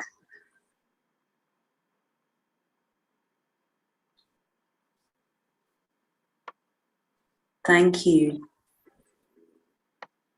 So was it around bar 55? Yeah. Yes, 54. Yes, so exactly, 54. Yeah, so Jimmy, you picked up on that. Absolutely, that stuck out to me as that is not going to be really possible to do. You know, to get that text out very quickly and to have it fortissimo is sort of contradictory, because if you want a lot of text very fast, it closes down the palate, it closes down the space we have in the mouth. That's going to reduce the amount of resonance that's possible to do. So generally, if you want to have something very loud, you either need to give very long vowels, and you need to think about the tessitura, because the higher it's going to be in the voice, the louder it's going to be. I would say that if you want to have a sort of fanfare passage like that, but also the text, it may be better to put the fanfare into the piano and then to have the singer sing the text following that. And you'll just have to reduce the tempo a little bit, because otherwise it's going to be impossible to get out. So I would maybe have the fanfare in the piano and maybe put the singer, just, reduce the amount of notes basically that you've got to, you're either going to have lots of notes or you're going to have lots of text. It's sort of difficult to have the both come out at once together. And there was one other part, 132 to 136, where I thought, poor singer, where is the singer supposed to breathe? So this goes for everybody. You have to consider that we are not instruments. We are a sort of instrument, but these vocal folds are quite delicate. And what you ask of your singer is going to affect the sound that comes out. So if you have hugely long passages without a lot of time to breathe, or any time to breathe, as we have here, and on a larger scale, if you have like this sort of several songs together, but without a lot of breaks for the singer, so without a lot of parts where we have maybe a piano interlude, that is going to tire out your singer's voice, and that's going to negatively affect the sound. So if you want the most beautiful sound from your singer, you have to give them rests, you have to give them space to breathe, and you have to also, I would say, give parts where the piano can be heard and the singer can have a rest. That is a gift from us, because then we can relax everything. It means that when we come in to sing again, the sound is refreshed and is going to be more beautiful. Otherwise, the sound is a little bit ragged. Which bar were you referring to? This was around, I put around 132 to 136. It's further on. And I'm at the wrong place. One moment. Well, no problem. Yeah, just coming up around there. But in general, Elizabeth, you don't have that, your vocal line is pretty continuous. So I would say in echoing, I can't remember if it was Chris or Jimmy, but do put some breaks in for the singer. And the final thing I was thinking was that it was lovely, because in your submission, you've included a scan of the book, and suddenly we have those wonderful pictures that you get in Dr. Seuss, and the drawings are so wonderful, and you can kind of imagine the voices. So I think it'd be interesting to think about, I don't know, not considering copyright, but whether you could either include some of those pictures with your score, because that would help your singer to envisage the kind of sounds that these sort of weird animals might have. But if not, certainly if you can give a lot more performance directions to your singers, and what kind of animal, whether it's a made-up animal or not, what is the characteristic of this animal's sound? What do you want the voice to sound like? Because I think you probably don't want it done all the time in a straightforward sort of Western classical way. And the last thing I wondered was whether you might want to have a few bits spoken. It seemed like there were a lot of kind of news announcement type things in this. And I wonder if it might be a nice contrast to have a little bit of speaking from the singer rather than always singing. It might bring it to life a little bit more. So those are my points, Elizabeth. We're going to wrap up. But as a final word from you, would you like to ask a question or offer any feedback at this stage? No, there's nothing that comes to my mind at this point. I know we give you a lot of information, don't we? I'm sorry it's so quick. Yeah, but it's all very useful. Yeah, great. Good, I'm glad. Well, thank you so much and congratulations. You know, your first song for voice and piano and to submit it to this festival is a really great achievement. So I congratulate you on that and look forward to seeing how you develop. All right, thank you, Elizabeth. So we're going to move on now to our penultimate participant. He is Johnson Joseph Wilson. We saw him singing last week. He's a fine singer, and we're excited to see his composition for today. So over to you, Johnson. And would you like to introduce yourself, please? Yes, thank you so much, Nina. My name is Johnson Joseph Wilson. I'm currently employed at the Doon School, Dehradun, as a secondary school music teacher. I've been working with Professor Chris in the workshops which Trinity Laban has facilitated, meeting him almost twice a year for the last 3 years. I've been slowly gravitating to learning art songs as my focus was mainly on songs from the musical theatre genre. Luckily, I've been able to parallelly explore art songs as a student of voice and also as a composing student. I thank Trinity Laban and KM Conservatory for providing us with the opportunity to help us find a voice as a composer. My first composition is written on a poem written by Mahakavi Bharadiyar, who's a great Tamil poet from the British Indian era. He wrote poems on freedom, nationalism, and country's welfare. The lyrics here explore the various emotions of a parent for their offspring and his love for the Lord Krishna, who he very sweetly calls Kannamma. The second song is based loosely based on the Melakarta scale, Carnatic scale Karahara Priya, which is almost equal to the Hindustani Kafi Thaat, it's called. And parallelly, it's also called Dorian mode in Western classical music. Karaharam Priya is more, the mood of the thing is about parting and, desolation and all that. So I thought it would be apt because the poem, basically the speaker speaks about his grief, about the absoluteness of mortality. It's basically a fight between one's mortal and so-called immortal self. So I'll present my first composition, which is in Tamil.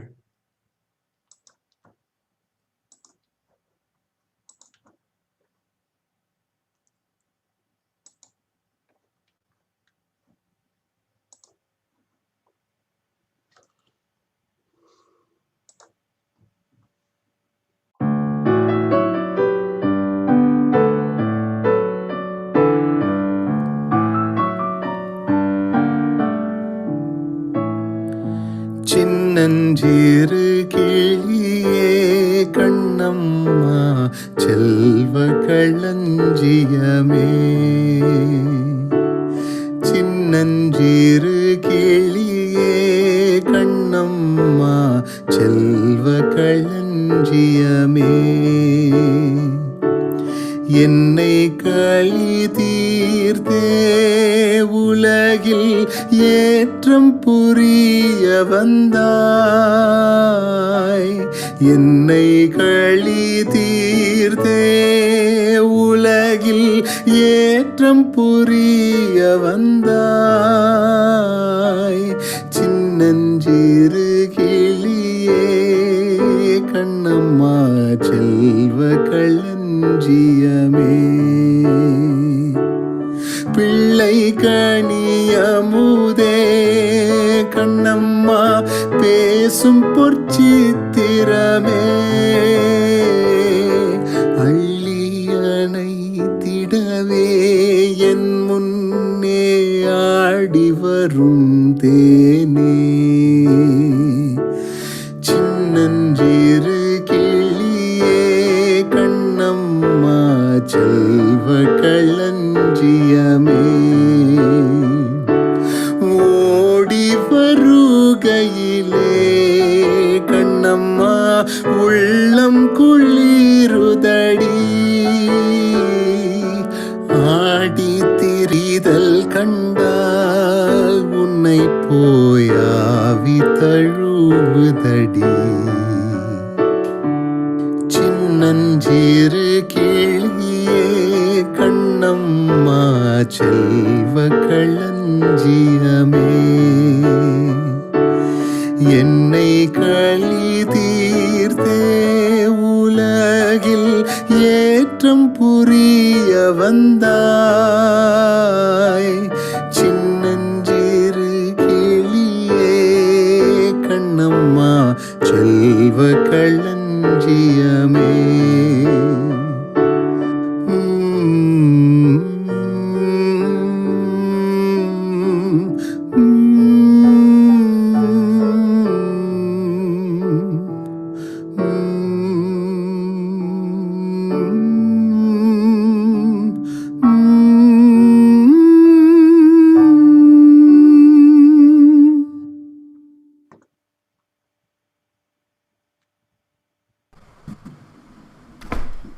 Hey, cool.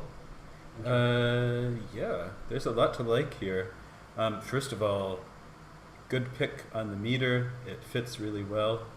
You're using the meter correctly. You're not using it like it's a 6/4 bar, so that's it's pretty great.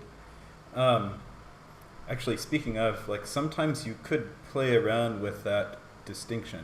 Like, there are some meters that allow you to be a little ambiguous sometimes.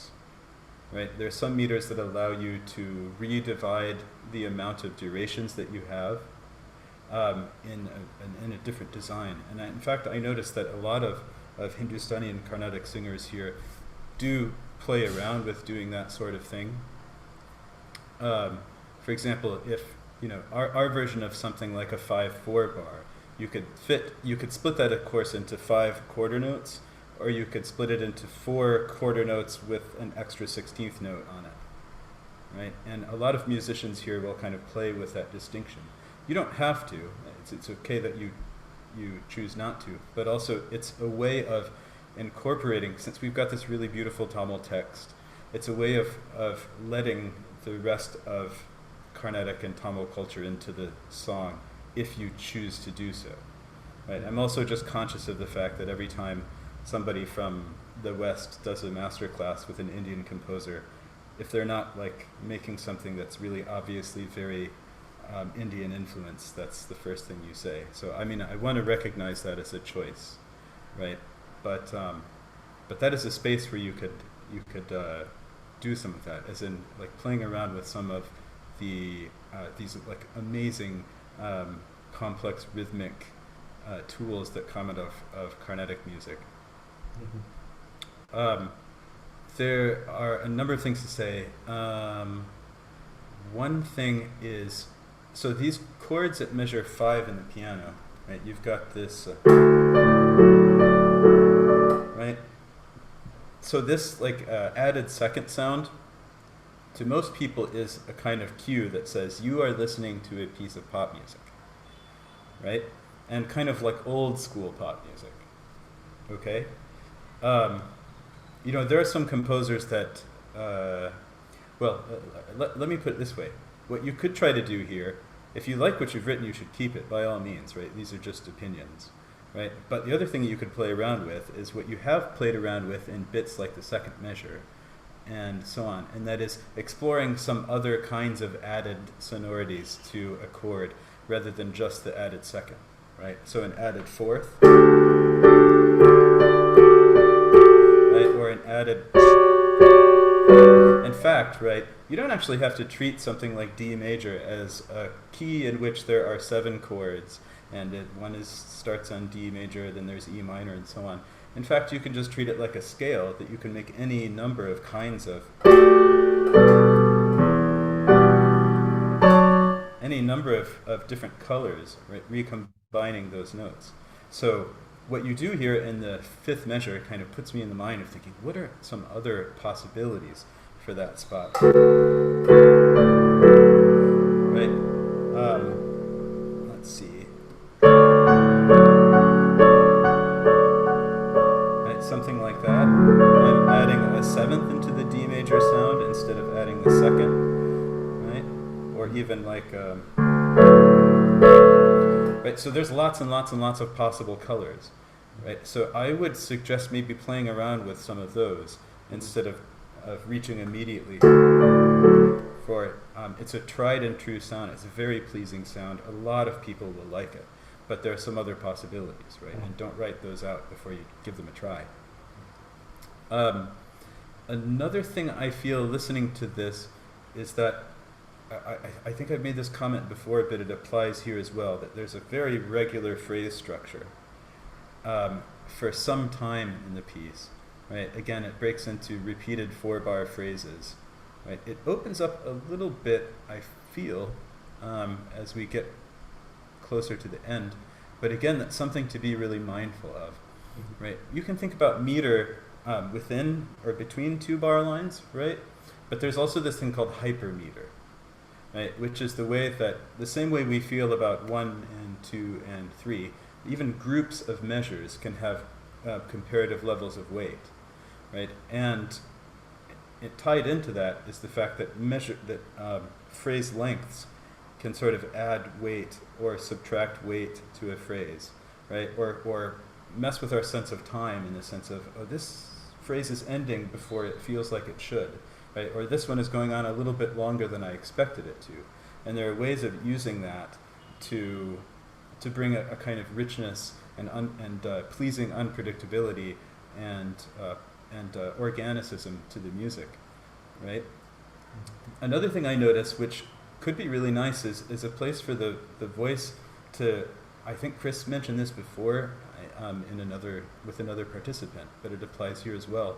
A place for or maybe it's Nina, well anyway, a place for the voice to get to do a little bit of melisma, right? So that it's not just constantly syllabic, right?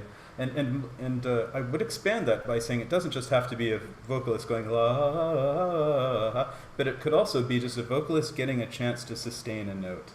You know what I mean?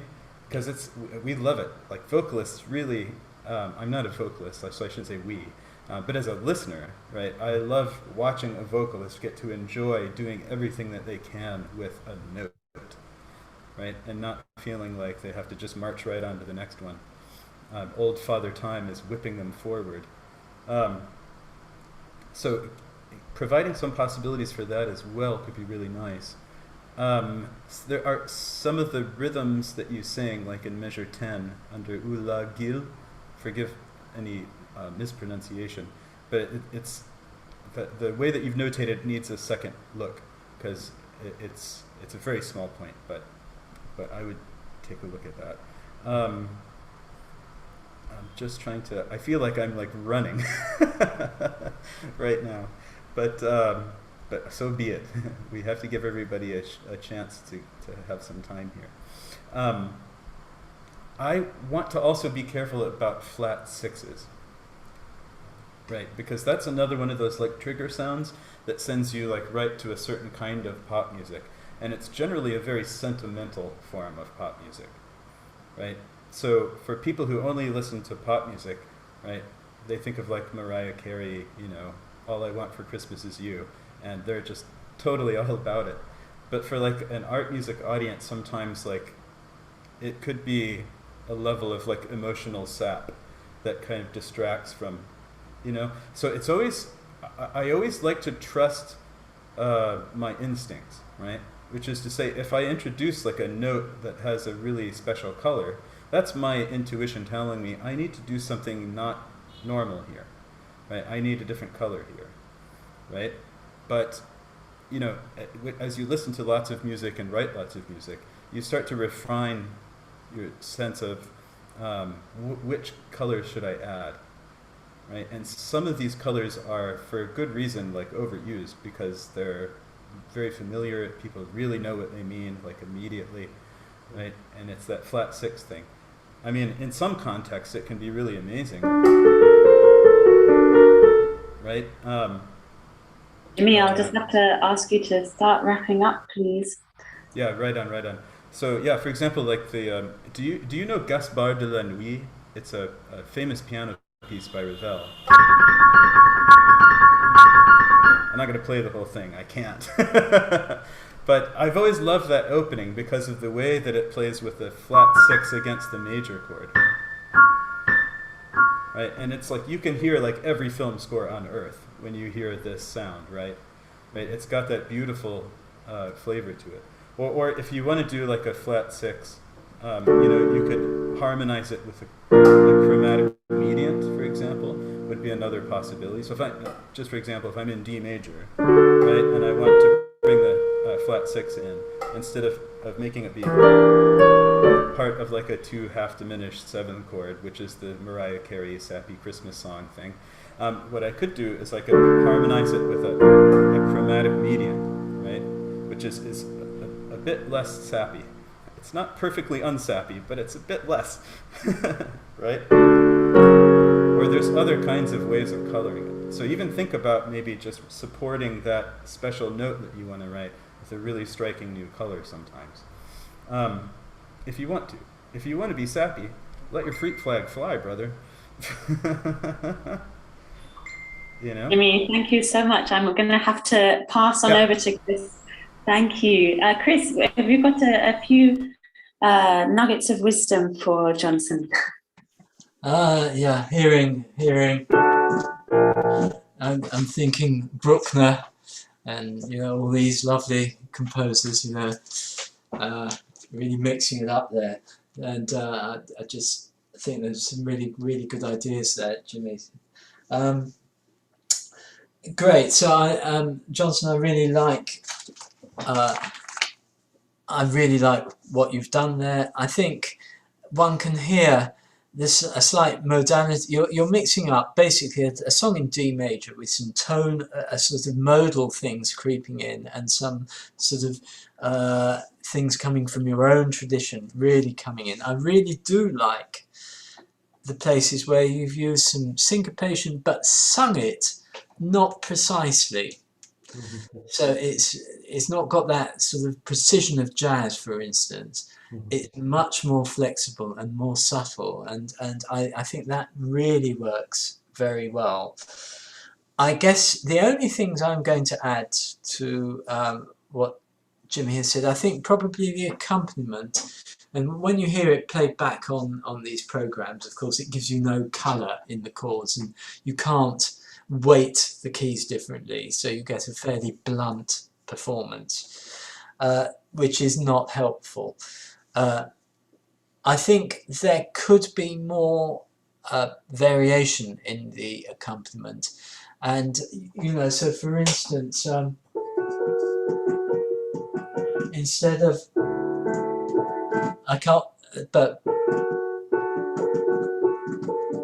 so I'm trying to do a bit of Jimmy there and get you B flat in there, but you can actually create some nice sounds with different kinds of rhythmic ostinati type figures that I think could just mix it up even a little bit more. But thank you, Johnson. Thank you, Chris. Thank you. Chris, thank you so much, Chris and Jimmy. Johnson, I know you're a singer and a fine singer, so you have, I'm sure, lots of your own ideas about, your song from a singer's perspective. But I'll tell you a few things that came into my mind. And again, as with Samson, I could tell that you were a singer from the way that you've written the song, because it's very singable. You made sure the phrases weren't too long. You gave enough space for breaths. So in that sense, it would be a delight to sing, and also fantastic to have an art song in Tamil. And I really appreciate you giving the translation at the end. That's something that we always like to have. I was wondering if you could give perhaps even more information to the singer in terms of pronunciation. So I don't know whether using IPA is possible with Tamil. I don't know whether IPA is suitable for that, or whether maybe an audio recording of how you would like the words to sound for somebody who's a non-native speaker would mean that more people could sing it. And you said at the end that it should be sung almost like a lullaby, and you could hear that it's like a lullaby. There's something very gentle about it. And I love that you had the humming at the end. And I wondered if you could, as they've said about the piano part, experiment more with even more vocal colours, particularly for a lullaby, perhaps some parts that were whispered, perhaps some use of silence. think if you could push it even further and just give us performance directions. I don't think I've got the score open over here. I don't think you've got much. You've got some dynamics, but we love to have, as Jimmy said, it's so wonderful, Jimmy, you said at the beginning, that's your chance to sort of be a poet. Tell us, how do you want the sound to be? Because also there's different ways that you could sing a lullaby. And who are you singing it to? Is it for a child or is it for an adult? Will depend on the way, that the song is delivered. And just more variation. I think, you can exploit the voice more. You can increase the range. You can have longer notes. You can have shorter notes. It's quite safe the way that you've done it. And that means that it's very lovely to sing, but we also like to be challenged, even in a lullaby, and to have sort of more moments of contrast. So I'm excited to see what you do with it. And thank you so much for participating. Do you want to ask a question or offer any feedback?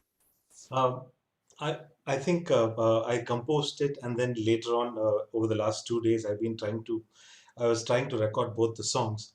And while I was recording, I could see a lot of, things that I could have added in the score, because I was trying to do things while I was recording, while I was singing, which I didn't find in the score. Because normally, if you look at a Schubert or any other vocal score, you will have everything written there. And that's what was missing for me. And then I realized, okay, these are things that I have to be careful of in future when I write. And it's very important to actually sing it and see.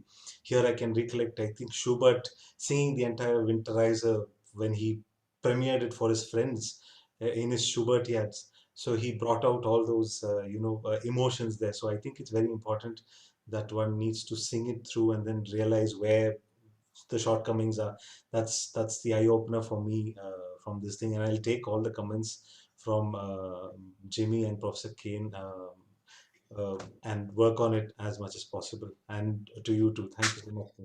But one tiny piece of advice, because something you said just like triggered a thought in my own experience, right? And that is that somewhere in your house there needs to be like a trunk, right, where you put scores that you've finished. And then every once in a while, just go bury that trunk in the backyard, right? Because you might end up doing like the Boulez thing, where for like 40 years, you just keep revising your own pieces over and over and over. Your art song becomes an art opera, becomes like Licht Part 9. Absolutely, Jimmy. Absolutely. And same with your recordings you've made. Don't listen to them endlessly, but move on to the next thing. But actually, Johnson, you're right. I mean, that makes me think as well, for good advice for singers, not necessarily for composers, but if you're a singer and you're learning a new song, do sit and play it through on the piano, because there's so much that you can gain about the song by getting to know the piano part. And that's why it's so important that singers can also play the piano. Right. Well, we are going to move on to our final participant, who is Jay Partey. And Jay, thank you so much for your patience. It's always a nerve-wracking job to go last. We appreciate you waiting and being here at the end. And I'll hand over to you, Jay. Would you like to introduce yourself, please?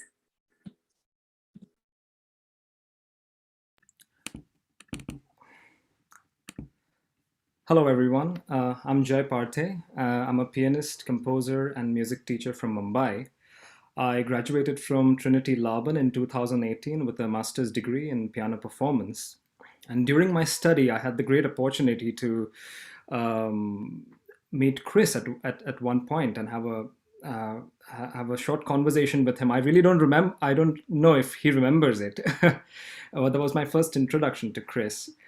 And recently, I have had the great fortune to attend some of his workshops that have been hosted by Trinity Laban.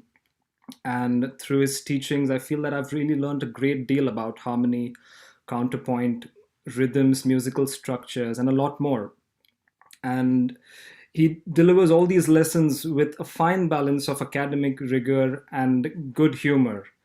And all of these sessions have been very instrumental and played a major role in shaping of my recent compositions, and especially the one that I'm presenting today, which is From My Balcony.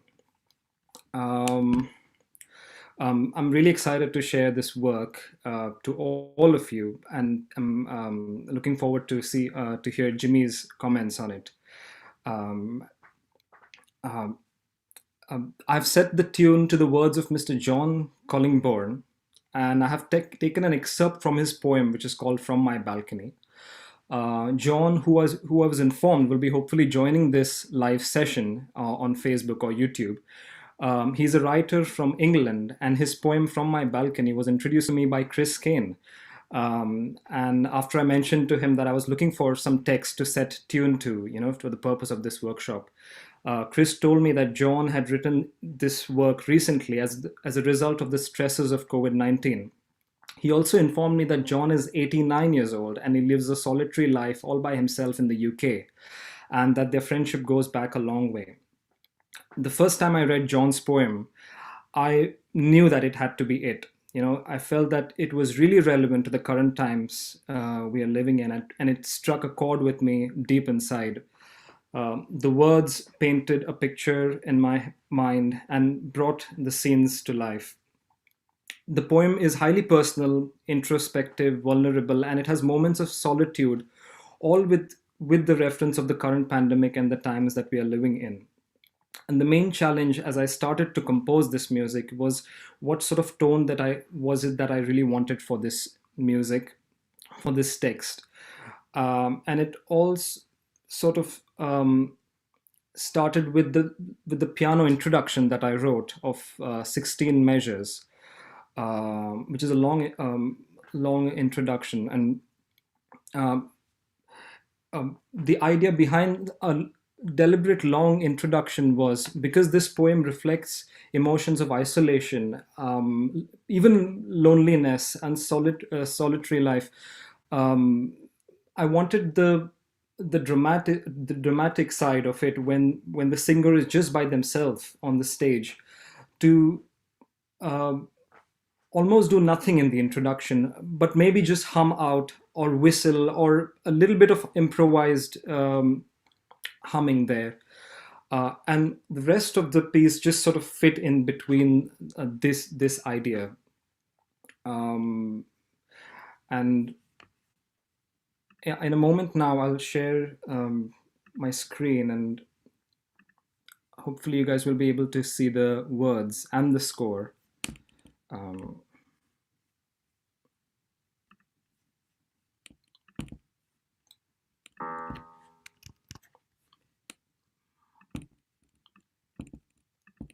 So the text is on the right. That's the poem. That's the excerpt from John's text that I've taken. And I'm going to play it through now. I hope you guys enjoy it. And I'm really looking forward to the comments. Thank you.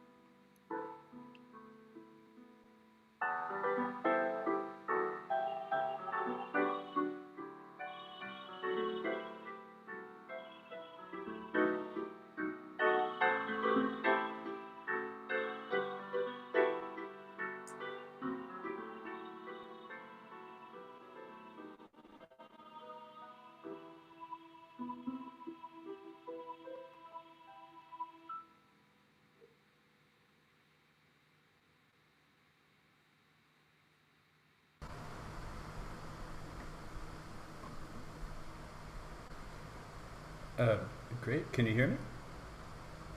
Yes, Jimmy. Great. Would you mind if I take over sharing just so I can move through the score a bit? Thanks.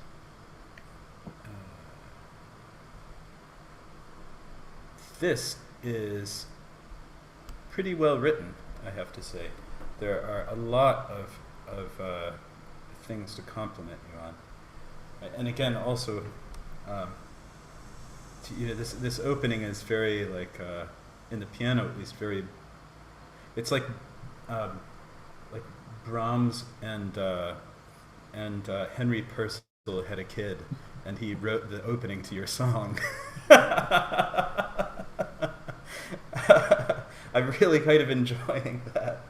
But I do want to say that the piano writing is very, very nice. Right? I was playing a little bit of it earlier, and even though the right hand looks a bit chunky, like the first time you see it, it falls pretty nicely in the hands. Right? So I really enjoy that.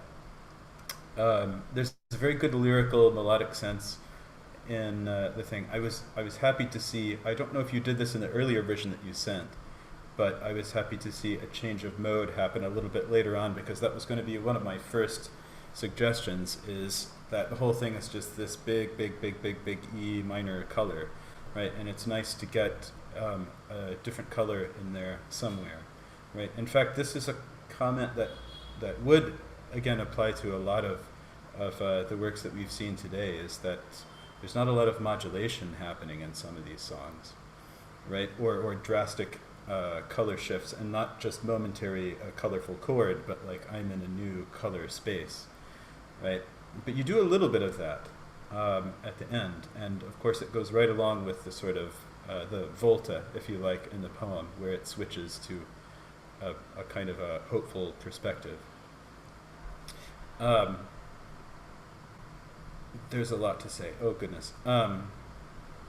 Okay, one of the first things that we could talk about a bit is the prosody, right, which is usually pretty good. I stand in isolation on my balcony is okay, right? It's not a big problem. But sometimes, in your setting, it's like if you zoom in to individual words, they often fall where they should in terms of the stress patterns of the meter.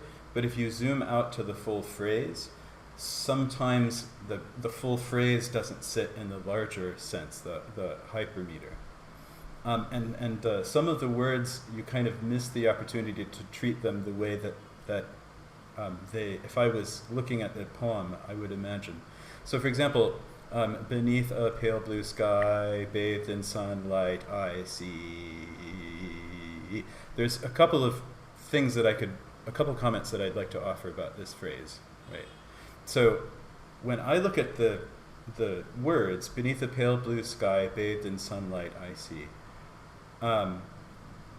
One is, what do you see? Right? You end the phrase with this like whodunit murder mystery feel, where I see what? What am I seeing? Right? And then I have to wait through the piano interlude to find out that what you saw was a weeping willow cascading down. Right? So that's the first thing I would say, is that you've kind of split this phrase up and put a lot of space between the two clauses, right? And sometimes I feel like it leaves the listener in this really, like they are going to assume that the phrase has ended in measure 29, right? When they get the big old long sung vowel, and they get the at least the phrase cadence, right? They're going to go, okay, the phrase is ended. Bathed in sunlight, I see. Okay, so what did he see? He saw sunlight, right? A pale blue sky, beneath a pale blue sky, bathed in sunlight, I see. Right? So the audience listening to that is going to think that that word I see applies to sunlight. But in actuality, in the poem, it applies to I see a weeping willow cascading down, a silver birch shimmering in the breeze, a flash of purple heather. So it's actually a list of things that that the speaker of the poet sees. Right? So I would try to find a way to decrease the amount of space between the initial introductory clause in that sentence and the list of things that the viewer sees, right? So that there's not a bunch of like, you don't direct your audience's attention of meaning towards the wrong words. So that's the thing I would say. Another thing is, I see the words "a pale blue sky," and I think that needs to be a big part of the phrase. And then sunlight, that needs to be a kind of focus. And, you know, a pale blue sky kind of just flies by. Beneath a pale blue sky, well, you get a bit of a pause there. Bathed in sunlight, I see. So the rhythm of that bit kind of feels a little off kilter to me. Bathed in sunlight, I see a weeping willow cascading down, right? And again, that just, you do it a little bit actually in the way that you're setting the text, is that it suggests this kind of like beautiful flowing like glance downward, right? And that could even be reflected in the piano texture. It would be set up a little bit better in time if there wasn't so much material separating the two clauses. Like I've said, I don't want to keep going on and on about it, but that's what I'd say. In 34, a silver birch shimmering in the breeze, right? That feels to me like you're kind of packing the words into the meter a little bit, right? And that phrase wants to breathe a little bit more to me. A silver birch shimmering in the breeze, right? That's a beautiful line to text. Shimmering in the breeze, like my brain just is showing me lots of like images and colors and a kind of rhythmic profile and contour for that sort of thing. So it's a little packed too tightly though, right? So that could breathe a little bit more. I love the way that you end 36 and into 37, right? A flash of purple heather. The piano just fills the space underneath the vocalist, who has a real chance to like bring that phrase to an apex, right? Although I wonder, maybe Nina can say something about how saying heather, right? Like you get this big denouement, and then like there's still a quarter note left to fit into the line. So I would just point to that. Okay, next thing, against a dark green. I don't know if you heard, the scene was dark and dreary. Okay, so you've got this big melisma on words like dark and green and dreary. And then in the next line, you get, and now it's beauty. It's revealing God's handiwork and all that stuff. So conventionally, in art song, you know, the origin of this idea of melismatic, pneumatic, and syllabic, right, comes out of Gregorian chant, right? And they would use melismatic writing on words like hallelujah, right, or praise, or whatever, like whatever the Latin version of that would be, right? And so melismas were often tied to like effusively flowering, overly joyful, like really important things, right? And it's a bit counterintuitive the way that you use your melismas here. The scene was dark and dreary, right? It's sort of like the vocalist is deflating there almost. And maybe you should make them do that with the dynamics. I don't know. Jimmy, I'll just give you a couple of minutes warning. Yeah, thank you. The other thing, I like the change, that really sort of minor to major color change. It backs the meaning of the text very well. But I wonder if this quotation of the Brahms lullaby that happens in 57 is the right thing to do. I mean, it may be good. I'd like the color change. Keep it, totally.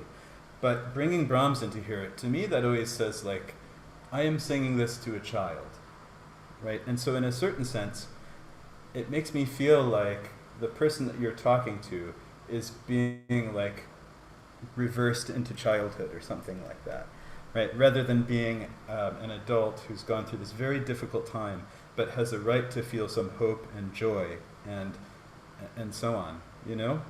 So I wonder if it would be a good idea to, like, not go for the Brahms quotation, but sort of still keep the general sound that you're creating there. Do you know what I'm talking about? I'm trying to think which Brahms.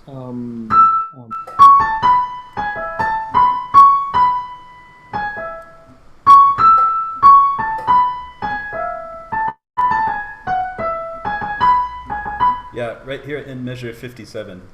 It's a quote from like the continuation of the sentence form in Brahms' Lullaby. Or no, contrasting, whatever. It's an AC period, I guess.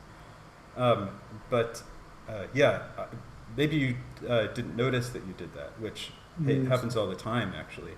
Right? I've written things before where later on I've said, oh gosh, I think that's maybe a quotation. Right? But here you've basically quoted Brahms' Lullaby. Right? I'm glad you pointed out to me so that I'll be careful now. It really didn't struck me, so That's amazing, right? Isn't that wild? You just wrote Brahms' Lullaby into your thing without thinking. Again, I always like to trust the intuition. So if it's telling me that this sort of thing should happen there, then maybe that sort of thing should happen there, even if not exactly the first idea that comes to my mind should be the way to do it, right? Jimmy, could we have a final point from you, and then we'll move on to Chris? You know what? Let's just give it to Chris. Actually, I think I've said plenty of stuff. I mean, I keep talking for a long. Oh, well, one more thing. Ah, okay, I lied. I have one more thought, right? And that is in measure 5 at the beginning. I like this melodic material there, but I wonder if it would actually be nice to have like a flute or a clarinet, not a flute, like a viola maybe, or a clarinet playing that material, or even a cello, right? Rather than having a person humming or whistling, right? And that means that gives you the opportunity for the rest of the song to write a cello part into it, right? And there's no reason why that shouldn't be there. Because sometimes, like the whistling thing could, for me anyway, as a listener, possibly break the seriousness of what it is that you're trying to do. It makes me think of somebody like walking down to the river when they're with a fishing pole, you know? Sorry to interrupt on that very serious point. I'm going to hand over to Chris and thank you. Yeah, totally. Okay, I'm going to stop sharing. Excellent. Well, thank you, Jay. Really enjoyed hearing the song again, and just a couple of small points that I think we've probably discussed in the past. I mean, I know that you're planning on doing some reductions and possibly thinning out of certain elements of the accompaniment. I think the other thing I would add to that is in the E minor section when you go, oh dear, no sound.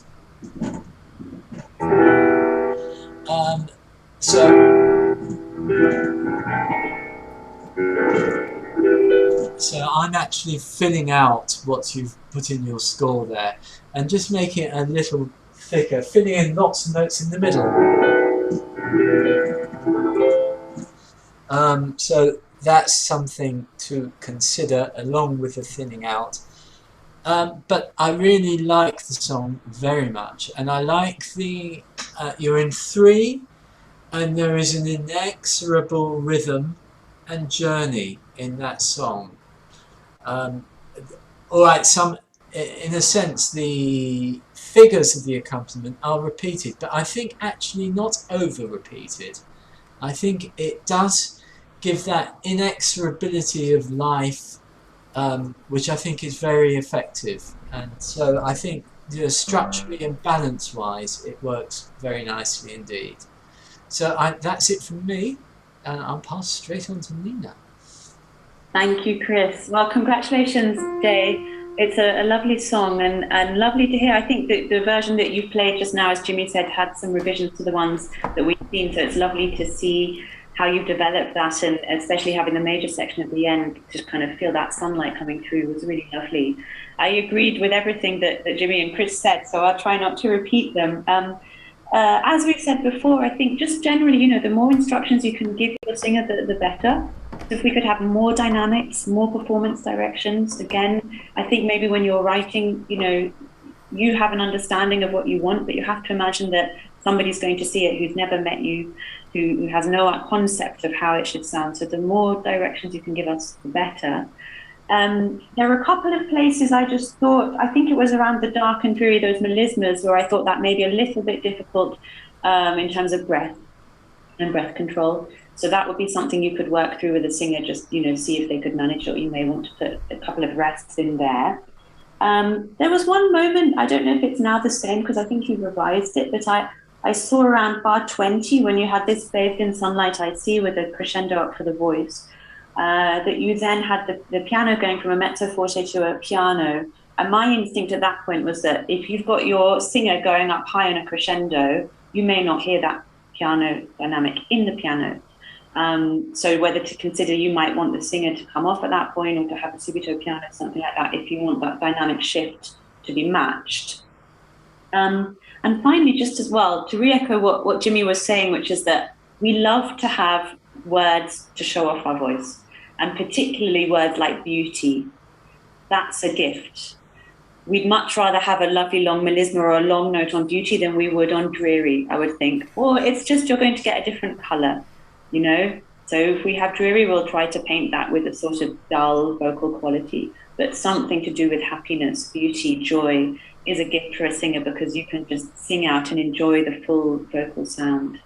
In terms of the point that Jimmy pointed out, there was a crescendo on Heather, wasn't there, where you had an E sort of going down to a G. I mean, all that would happen was that you'd get a decrease in volume naturally because of the pitch dropping. So it would depend whether you want the E to be the high point of the phrase, in which case you might want to put the final syllable also on that E. Or your singer just has to work a bit harder to try and match that dynamic volume because the pitch is dropping down. But generally, for you and for everybody, I would say don't be afraid to give your singer long notes. Most of the setting has been very syllabic, and we are looking for places where we can show off our voice.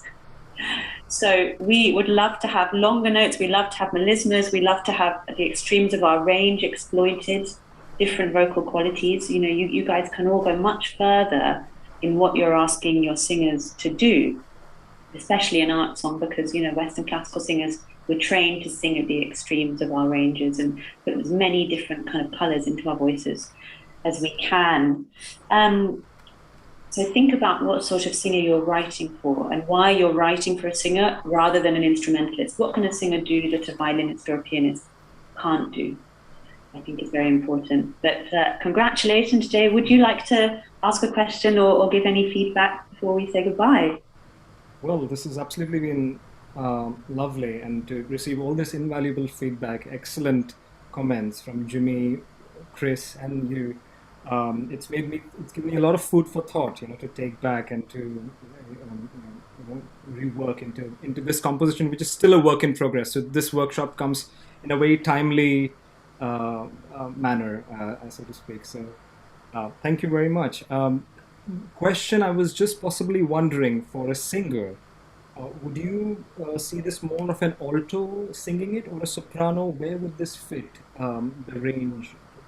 Well, I'm just looking at, I've got your score open that you sent. I don't think you go above an E, and you have some quite low notes. I think there's some bottom Gs in there. So that's definitely more alto territory than soprano territory. Again, that's an important point to consider, because different voice types give different sort of colors and have different qualities associated with them. I mean, traditionally, if you have a mezzo, it's a kind of a more motherly sound, a more mature sound, we could say. Soprano, if you've got a very light soprano, that will be very youthful. If you've got a sort of heavier, more powerful soprano, that will give a different quality. So for all of you guys, don't only consider the voice type, but what sort of, there's different sort of mezzos, there's different sorts of sopranos, different sorts of tenors, and all these things will affect how you write for the voice.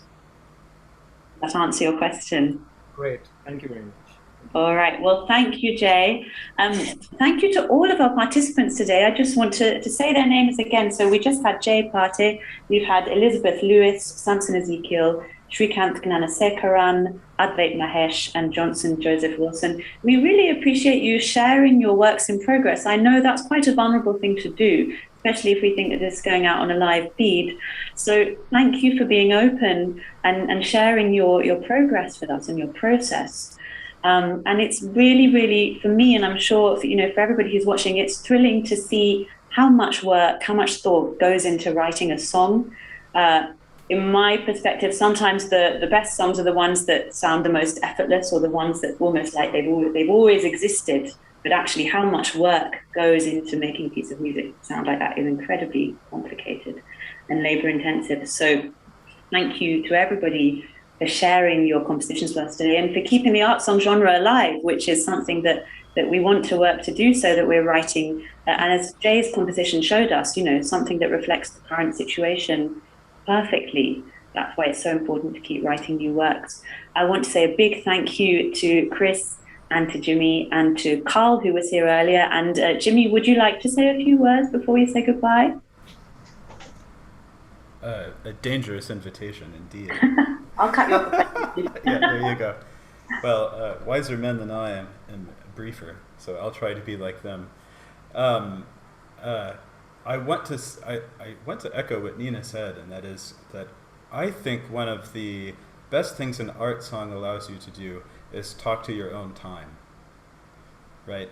If you look at the texts that Schubert and Brahms and Schumann used, they were not Plato, right? It wasn't something coming from 300 years earlier. It's not a problem to do that. I like that sometimes too. But I think in order to make this art form thrive, right, I think it has to speak to its time, right? And we do that, also mentioning something Nina just said, through collaboration, right?